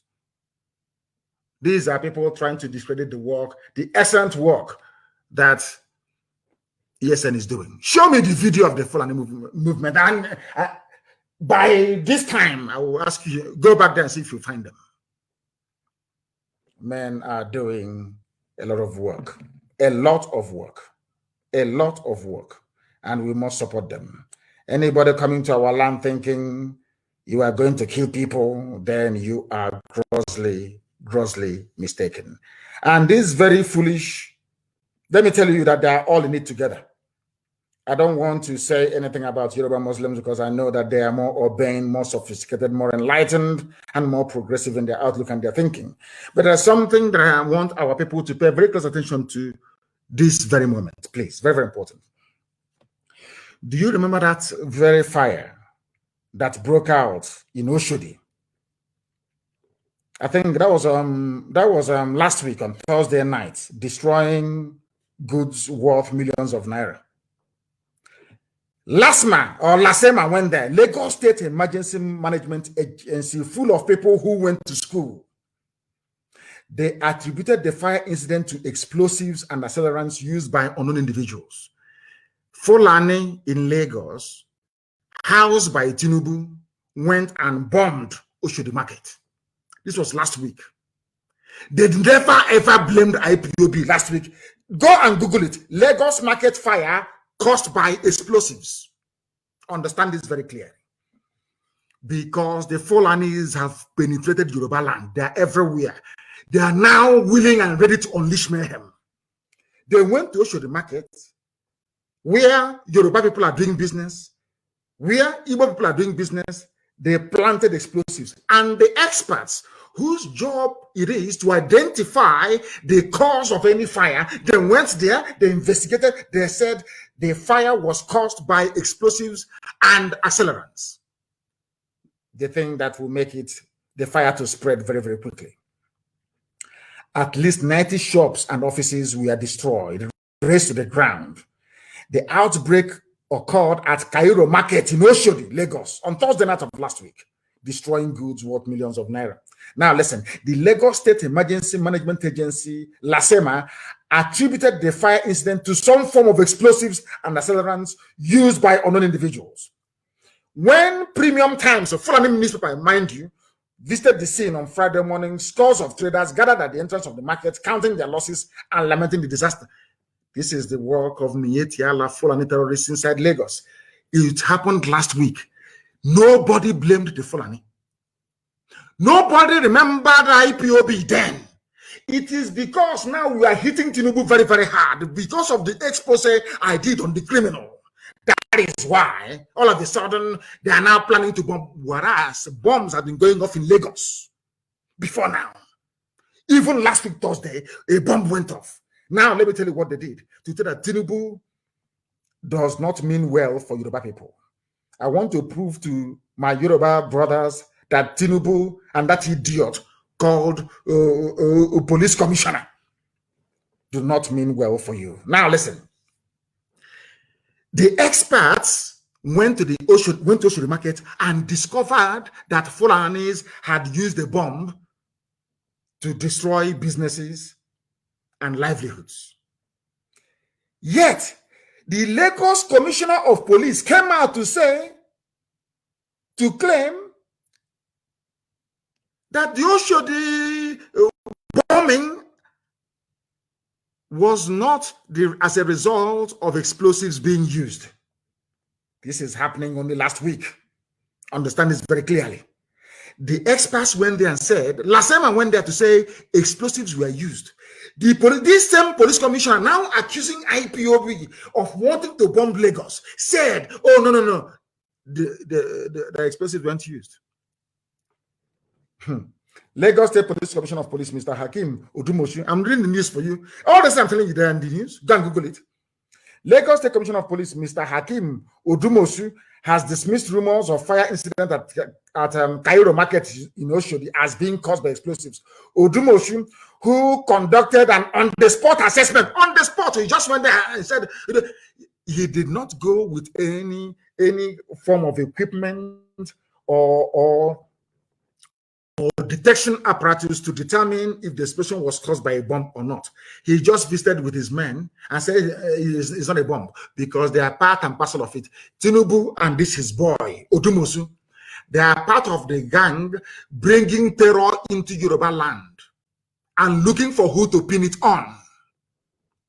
Experts, remember I read before, experts went there and said the explosions were caused by explosives and accelerants. Police commissioner without any training in detection of explosive devices went there and on the spot, he just came out of his healer's van or truck and said, no, I'm here to debunk the news. It's not explosives, that explosives weren't used. Do you understand? A police commissioner, only barely 4 days afterwards, miraculously, IPOB is planning to bomb Lagos. But who bombed Oshodi Market last week? The idiot cannot tell us. Will now propel him to Asorok because they have decided that no Christian is ever going to preside over the affairs of the zoo. In fact, it is in the Hadith. Some of you don't read Quran, but I read it very, very well. And the commentary, which is Hadith, the lives and words of the Prophet. It's called Hadith. Go and read it very clearly. It's there. No non-Muslim should preside over a Muslim state. So what they want to do is, after 8 years of Janjaweedism, they give it to a Yoruba Muslim for 8 years. After that, it goes back to the north for another 8 years. To another Muslim. Then it comes to the middle belt for another 8 years. Do you see the game they're trying to play? Do you understand it very clearly? This man is part and parcel of those bringing terror into Yoruba land. Odumosu, who conducted an on-the-spot assessment of the damages at the market on Friday, May the 7th. An explosion happened on Thursday. They went, inspected it. The Lasema people, this fool went on Friday, May the 7th. And said that they have not discovered any bomb. How can you discover the bomb exploded now? he's an learned officer of the law. He went there after the explosive device must have gone off to say, I did not find any, because it has exploded already. You cannot find it. He said, I could not find any bomb. How can you find any bomb when the bomb has already been detonated? I can't understand these people and how they reason. And luckily, you see how God works. Luckily for us, nobody pinned this very dastardly act on IPOB. Imagine if they had said IPOB did it last week. Can you imagine? Can you just imagine? These are the things that people must understand and come to terms with. These are the people that you are calling your security agents. He's like a DSS. He's like DSS. Very, very sad indeed. Very, very sad indeed. Very, very sad indeed. That is how the zoo works for you. Imagine if they had pinned it on IPOB last week. Imagine what would have happened. Imagine what would have happened. By now, there would be destruction of goods and services. Some people who are not aware of their plans will begin to think that somehow IPOB is behind it. Do you see how God works for his children? Explosion happened Experts came and said a bomb was used. He came and said no bomb was used. After 4 days, he's now accusing IPOB of planning to launch a wave of attacks and bombings of people's properties in Lagos. How can we do this? Such cowardly act is impossible. We cannot do it. That's the issue for you. He is a Tinubu's boy. Tinubu thinks that he can damage our reputation, stop what we are trying to accomplish by setting our people free and walk cozily, or should I say, majestically into Asarok as a president of the zoo. I am very, very happy that, you know, their stupid and idiotic utterances are now cementing the bond between the Yoruba people and the people of Biafra. We now know who our common enemies are. They are part of those that call themselves the elite in the south, and of course, they are Fulani henchmen, the Janjaweed in Abuja and elsewhere in the Sharia core Arewa North. Their divide and rule tactics will not work again. This is 2021 and not 1967. Elohim have determined that we are going our separate ways, and that's what we're going to do. Maybe sometime in the future, our people may come together to be in one country. But not for now. We must go our separate ways. And that's what we want them to understand. We want them to understand this. And I'm sure that it is now beginning to sink in. It is now beginning to sink in. This very man, very, very sad indeed. Very, very sad indeed. What Tinubu is doing is highly regrettable and extremely sad. Highly regrettable and sad. I'm happy today that my Yoruba brethren know who the common enemy is. People in Yoruba land are wiser today. The idea of using ethnic sentiment to bring hatred is gone. I cannot recall any Igbo person or group in history having killed a Yoruba person for whatever reason, but the Fulani Janjaweed, with their brainwashed Hausa peasants, are the ones killing people. But these days, the Hausa people are clean, to be honest with you. I exonerate them. Nobody wants to address the issues on the ground. Who bombed Oshodi Market last week? They want to apportion blame. They are planning to attack Yoruba assets in Lagos and say it is IPOB members that did it, just to bring their divide and rule tactics into our agitation for freedom, thereby dividing us. But they cannot divide us. I am telling Bola Ahmed Tinubu, you're a thief and a criminal. I will do a program for you. Not yet. Not all those documentary, Booty Lion or Booty Long. I'm going to your life on air. I will destroy you completely. I'm waiting for you. I will destroy you. All those media houses you're paying, one idiot called The Wheel. I don't know who is The Wheel, all those nonsense. I'm going to catch all of you. I will destroy all of you one after the other. I will decimate you. By the time I finish with you, Tinubu, you can no longer come outside. Ask the Sarikini Fulani of Imo State. Hope Uzodinma, can he come outside? He cannot come outside anymore. He can never be forgiven in this life. Never ever be forgiven. I will deal with you, Bola Ahmed Tinubu, and this idiotic police commissioner, Hakim, whatever your name is.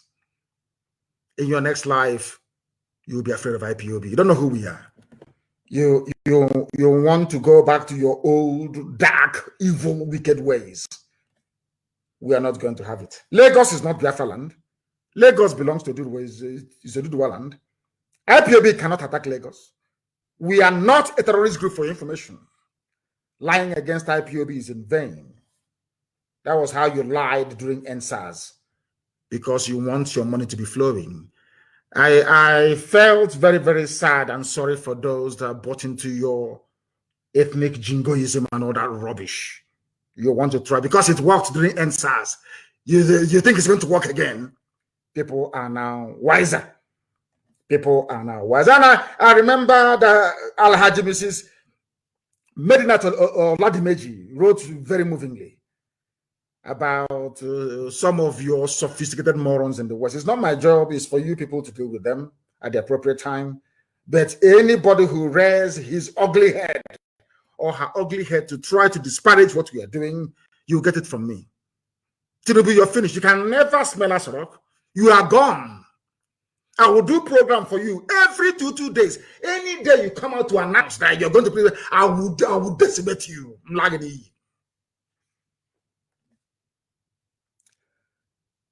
All these people, I'm sure those of you in Lagos, you know a place called Shema Petroleum beside Westminster Market along the same Oshodi Expressway.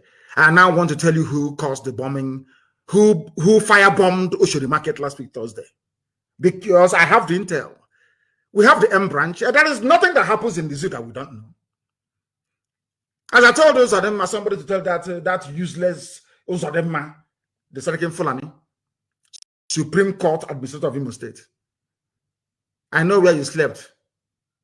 In Imbi say it's not an official duty, so I allowed you to sleep there and go free. I know where you're sleeping in Ebonyi State.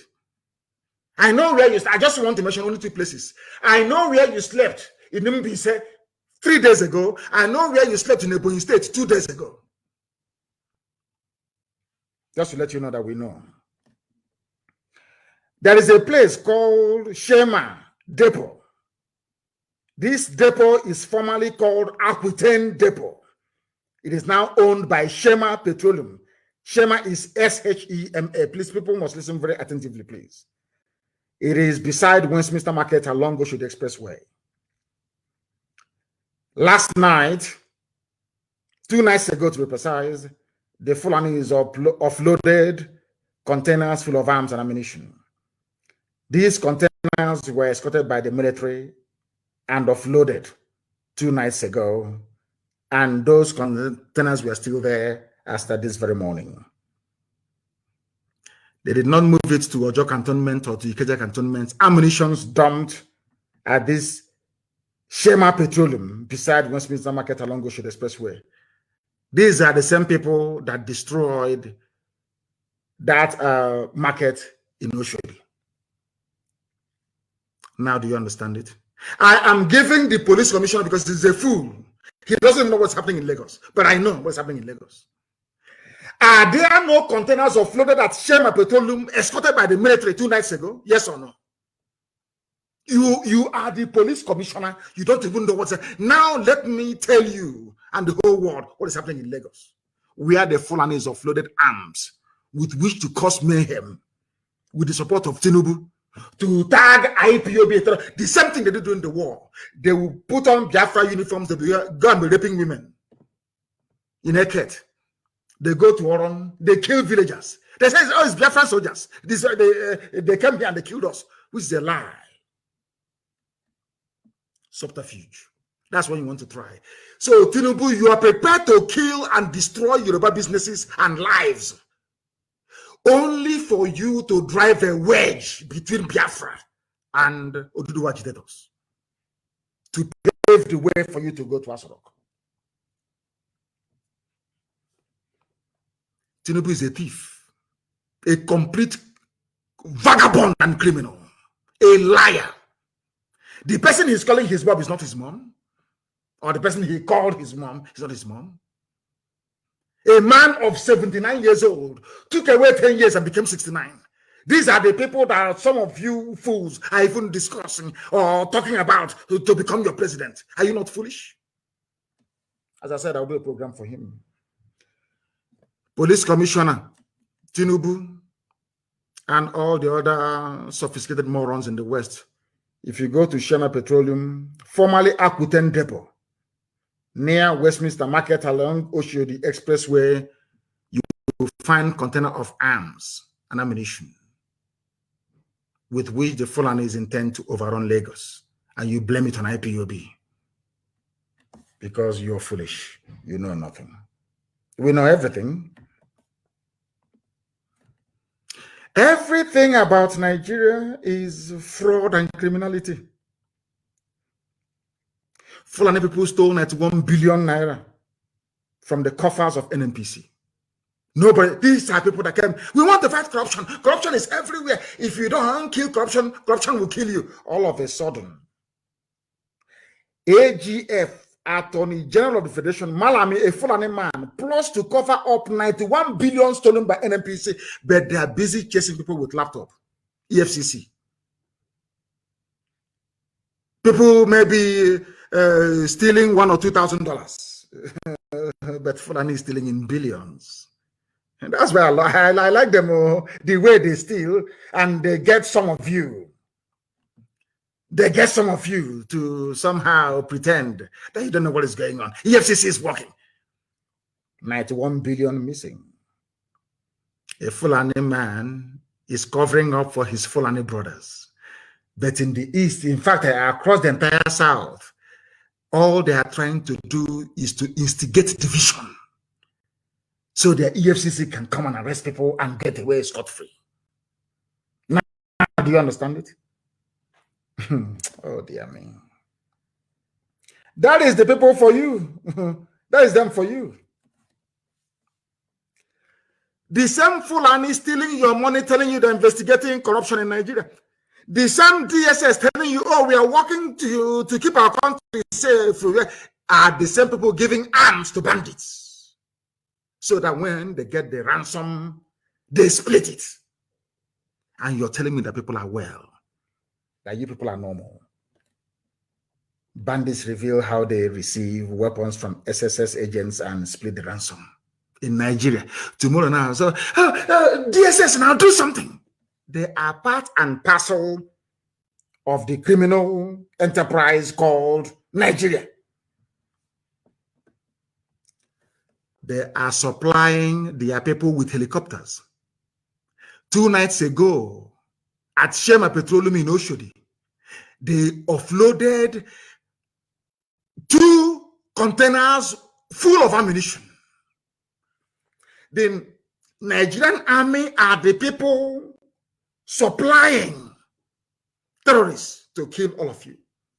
But you wake up in the morning and you say, oh, I'm a Nigerian. I believe in one Nigeria. Do you know that General Abdul Salami Abubakar has been linked with Fulani bandits and terror groups? He came out to say, oh, it's frivolity. Don't associate me with that. But we remember all of you saying that an attack against Boko Haram is an attack against the North. And Abdul Salami Abubakar, why should you not be blamed? You're a suspect. Do you know that Nigerian military helicopter were supplying bandits with arms inside Niger State? The same army that they claim are coming to the East to re-strategize on how to bring peace. Come now, you're going to die there. How many people are you going to abduct? How many will you abduct? I'm asking you. You're wasting your time. You're fighting a losing battle. Go and look at the history of nationalist movements all over the world. You don't defeat them. Eventually, they will be free. Eventually, we are going to be free. Why do you think that Abdul Salami Abubakar was fingered in the help or the supplies to Fulani bandits and terrorists in Niger State? Because he is the cause of your problem today with his 1999 constitution. You know, I don't believe in all these movements to destroy the 1999 constitution because the Fulani will never ever listen. They will never ever listen. Never. That is why we must be very, very careful as to how we proceed. Abdul Salami Abubakar, you gave the zoo 1999 constitution that was a military decree number 24 of 1999. Nobody, I think, Nyanwodo sat down and explained this whole constitutional garbage to the whole of you, to some of you that paid attention to him.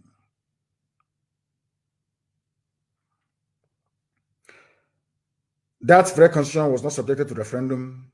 It was written by Fulani people, does not provide for state constitution to create their own federation. Because if you are in a federation, the states must have their own laws.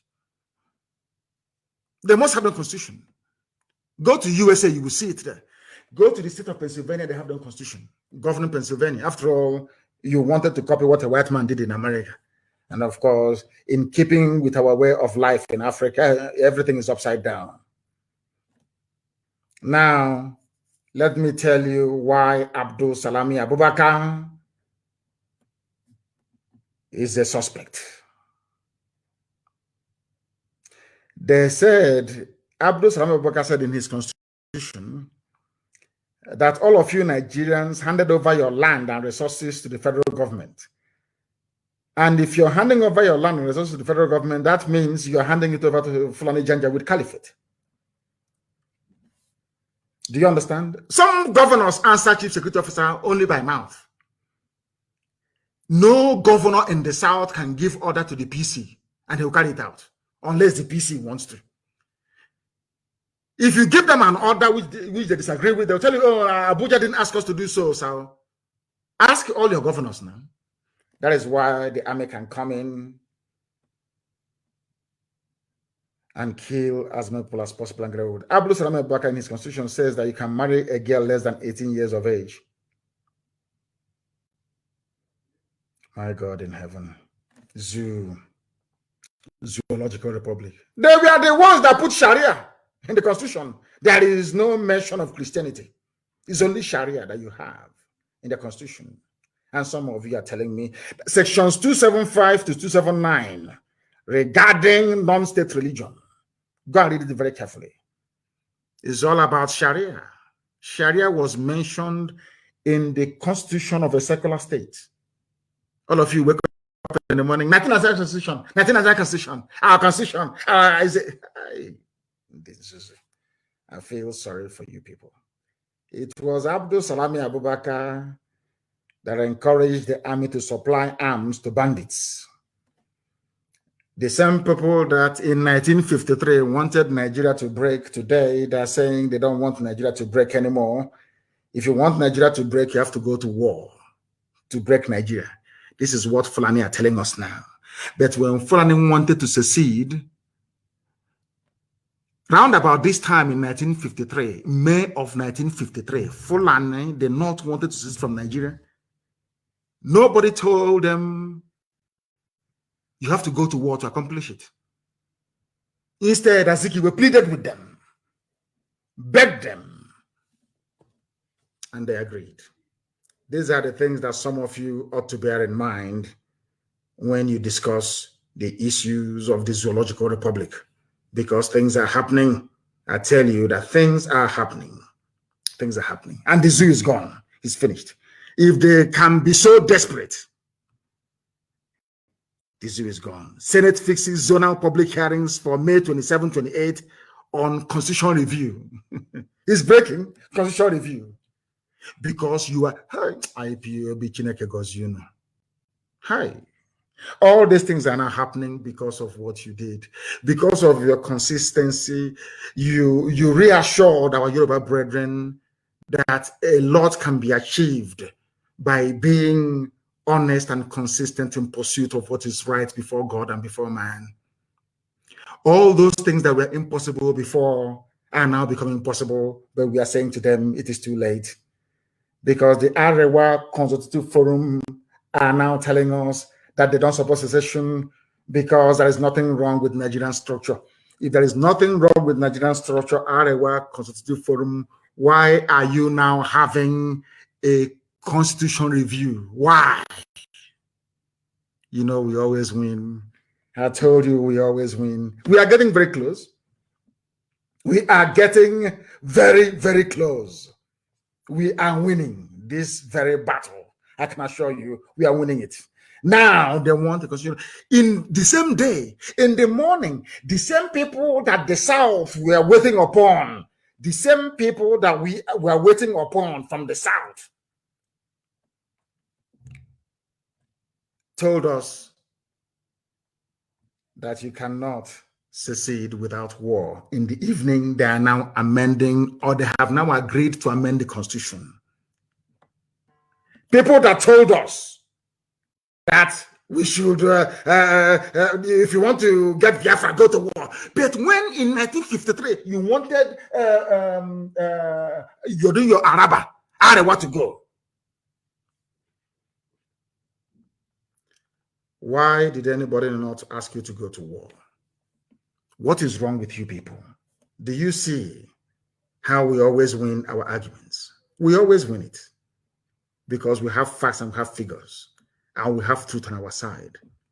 We have truth on our side, and that is why you can never ever defeat us.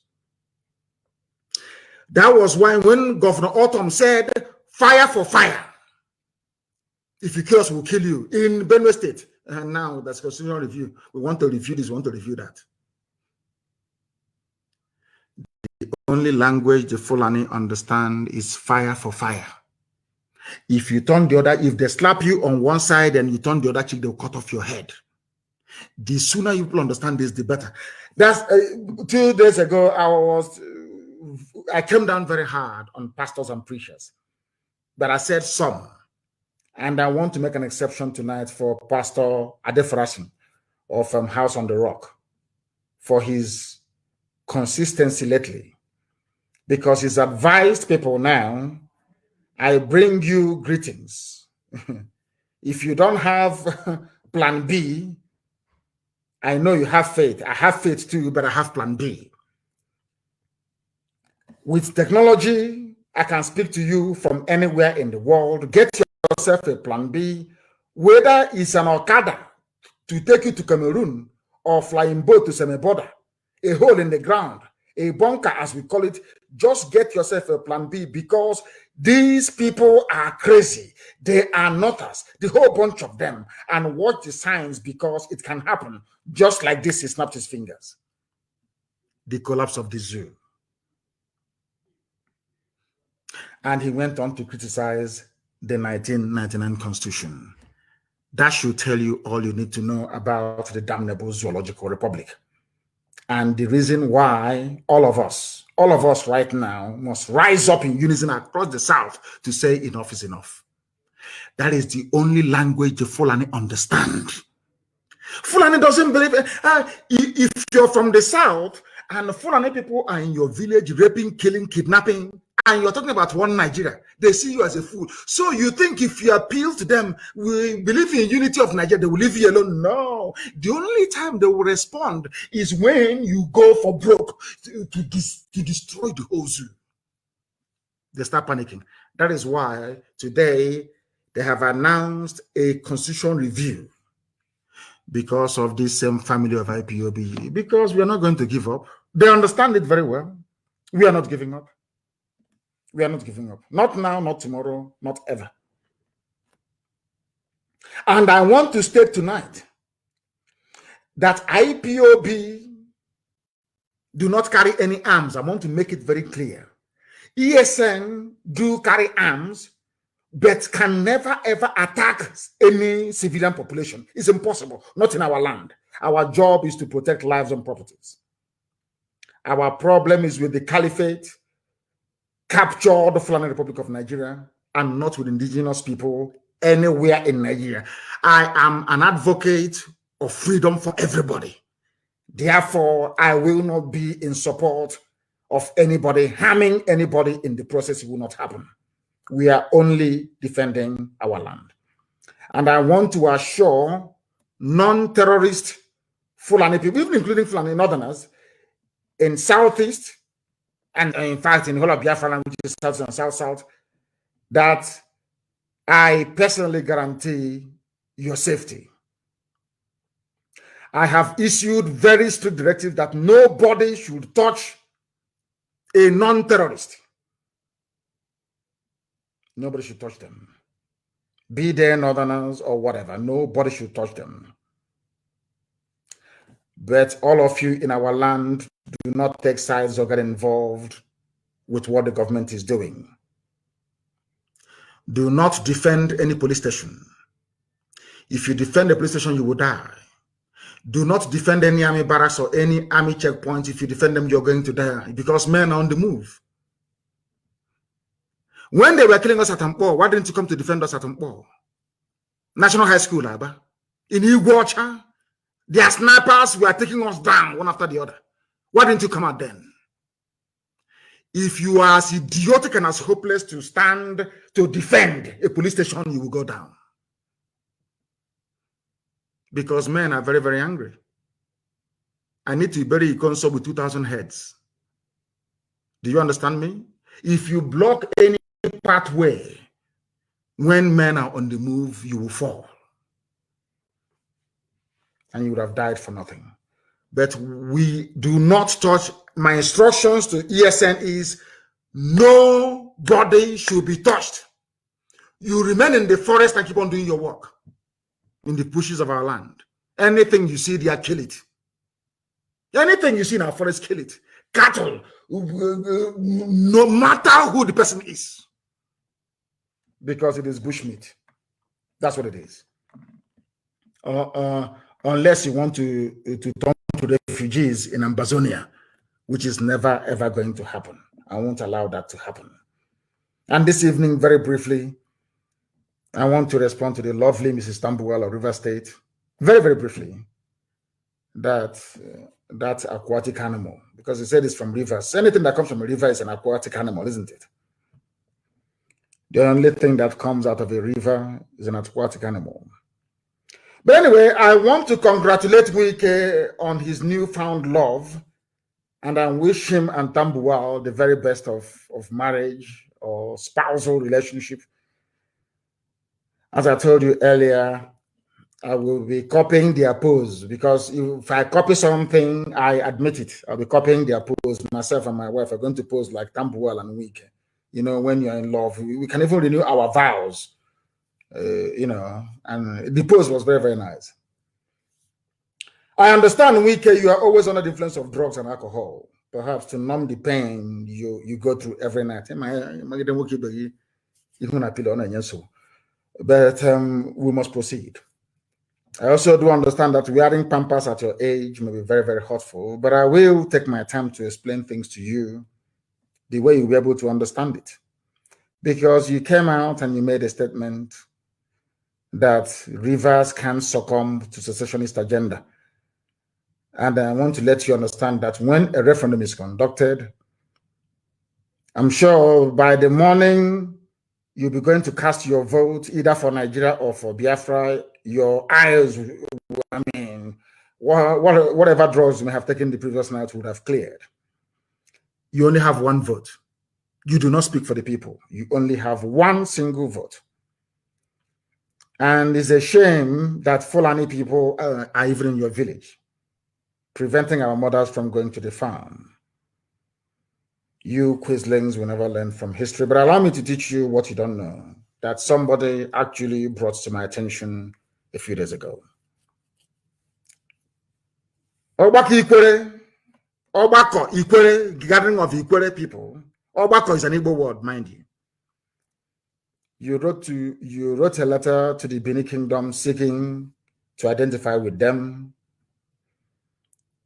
But the Benin people told you that they have no evidence that you are related to them. This fact is on record. But just to state that we must be very careful as a people not to allow the quest by, this is just written by Nikwere Manu. We must not allow our quest, or should I say the quest by some people to be politically correct, to cast us into the bottomless pit. Nobody, and I did not say Ikwere is Igbo, he's not saying that, but it is doubtless that Ikwere, as a multi-ancestral ethnic bloc, has most of its ancestry traced to Igbo land. All the crap that Igbo hates Ikwere is just a post-Civil War narrative and script that has never worked for us. The same thing they tried to do between us and our Yoruba brothers and sisters. They will always divide you. The only reason why they have oil wells, they control the oil wells in your land, is because they were able to divide you. The only reason why they killed Kenseruwa was because they were able to divide. Once it's divided, once they cut you out, they conquer you. All the oil wells in Ogoni land belongs to them in the north. And they killed Kenseruwa in the process. The same thing will happen to you. The writer went on to explain what is called carbon dating and all the rest of it.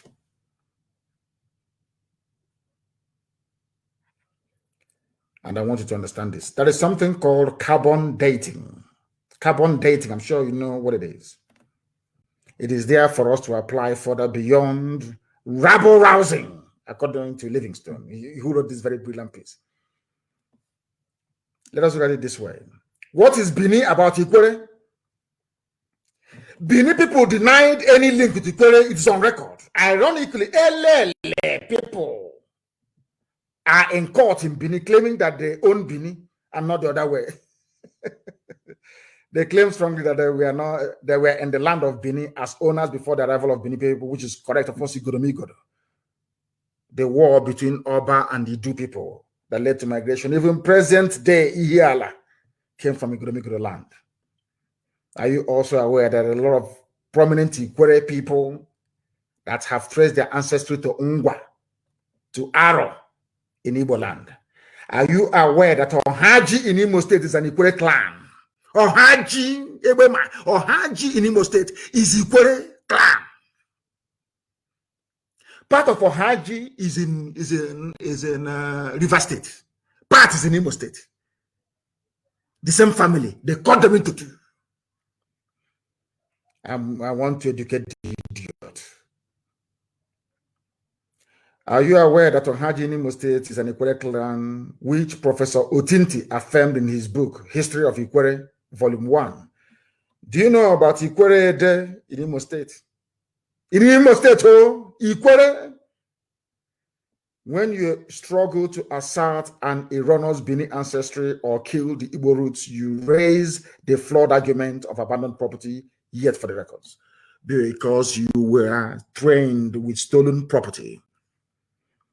That is why you do not have the guts to stand up and identify who you are. Because if you say you are Igbo, the land will kill you because you stole your brother's property, as is written in the book, in the very holy book of Exodus.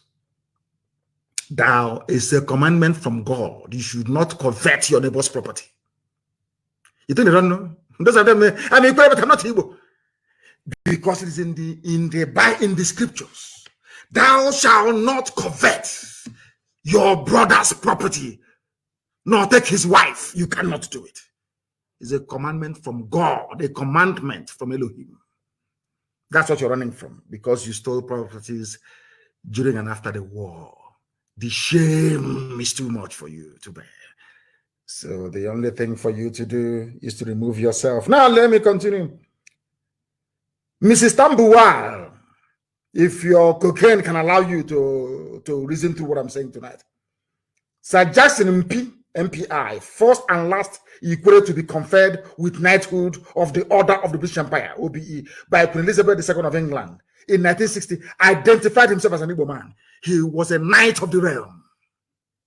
Maybe you don't know him, Sir Jackson MP, because the only history you learn is from Hennessy, cocaine, and the face of Tambuwal. Or maybe sleeping on your back. Let me not go too far. He is from the ancient kingdom of Ethiopia.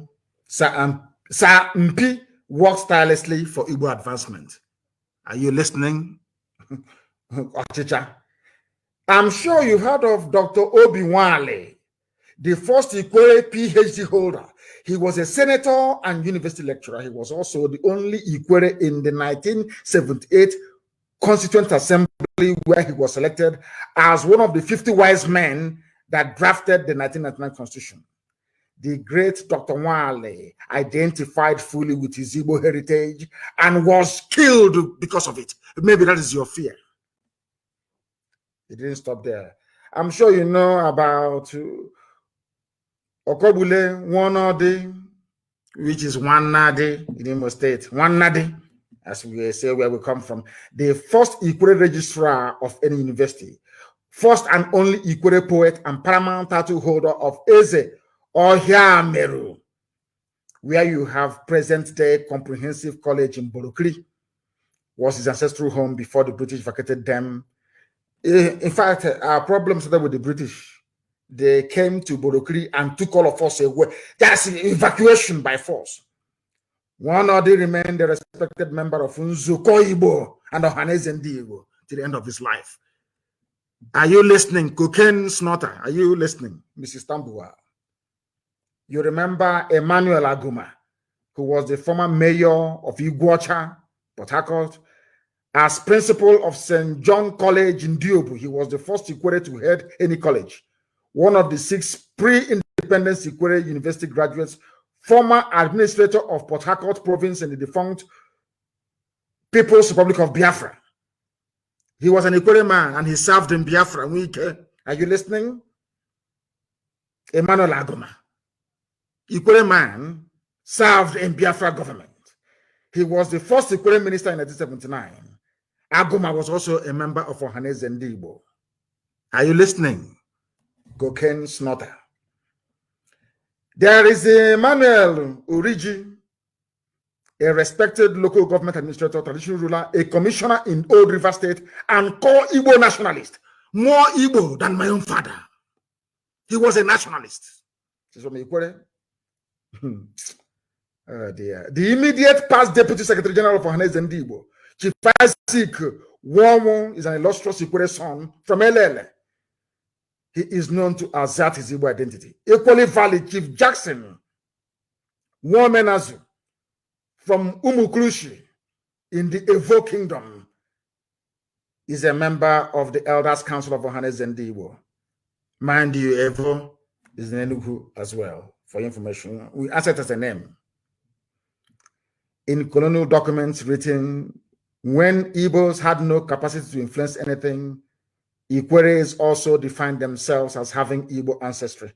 When Ikwere leaders presented their case before the 1957 Sir Henry Willings Commission, Wobo declared that Ikweres were Igbos, and Port Harcourt to Onisha had Igbo links.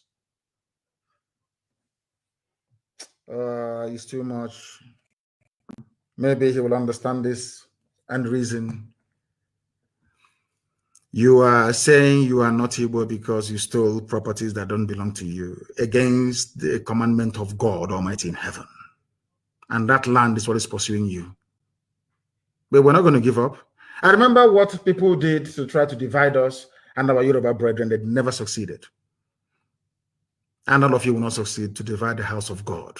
We are one. We have nothing in common with Fulani people. I can see something in common with Yoruba people. I see something in common with Middle Belt people. I see something in common, even to an extent, with even Hausa people. But I have nothing in common with Fulani people. Absolutely nothing. They are not from our land. They're not indigenous to any space in Nigeria. They are from God knows where. And out of fear, your criminality and cowardice, you're allowing them to lord it over us. Maybe because of Tambua. You know, love can do anything. You know, love is blind. And I know that some of you befriended girls or boys in those days that their fathers or their mothers owned the supermarket. Or I think in my time, if you befriend a girl that the mother fries akara, you're in heaven. At least you eat akara, fresh akara every day in school. That's how it is. Maybe his love is blind. That is the way it is. We are all one people from Migodo all the way to Bakassi Peninsula. Into Ambazonia, we are one people. I'm asking you, please, to do your research very well before coming out to Mount Rubbish. We have come to the end of our program this very evening. And for those writing rubbish about, should I say, Interpol, if you want to know who is being looked for by Interpol, just go on their website and type the person's name in. That's all. The person will appear there. Tinubu, you are late. You don't know what you're doing. We live in a digital age. You no longer control the news narrative. We do, because we are IPOB. And that is why Elohim said that Biafra shall be their religion. Here on this radio, Biafra is where they will worship. Because I, God Almighty in heaven, is their God.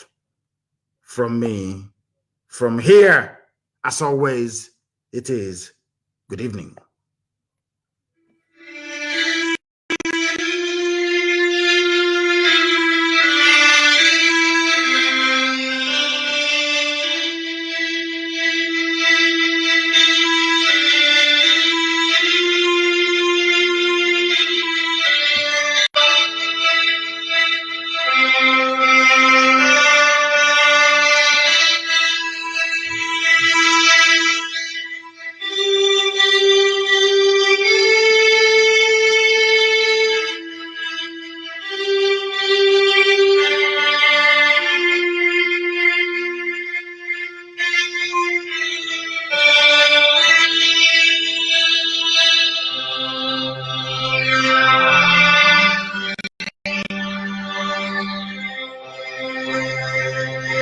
Nigeria.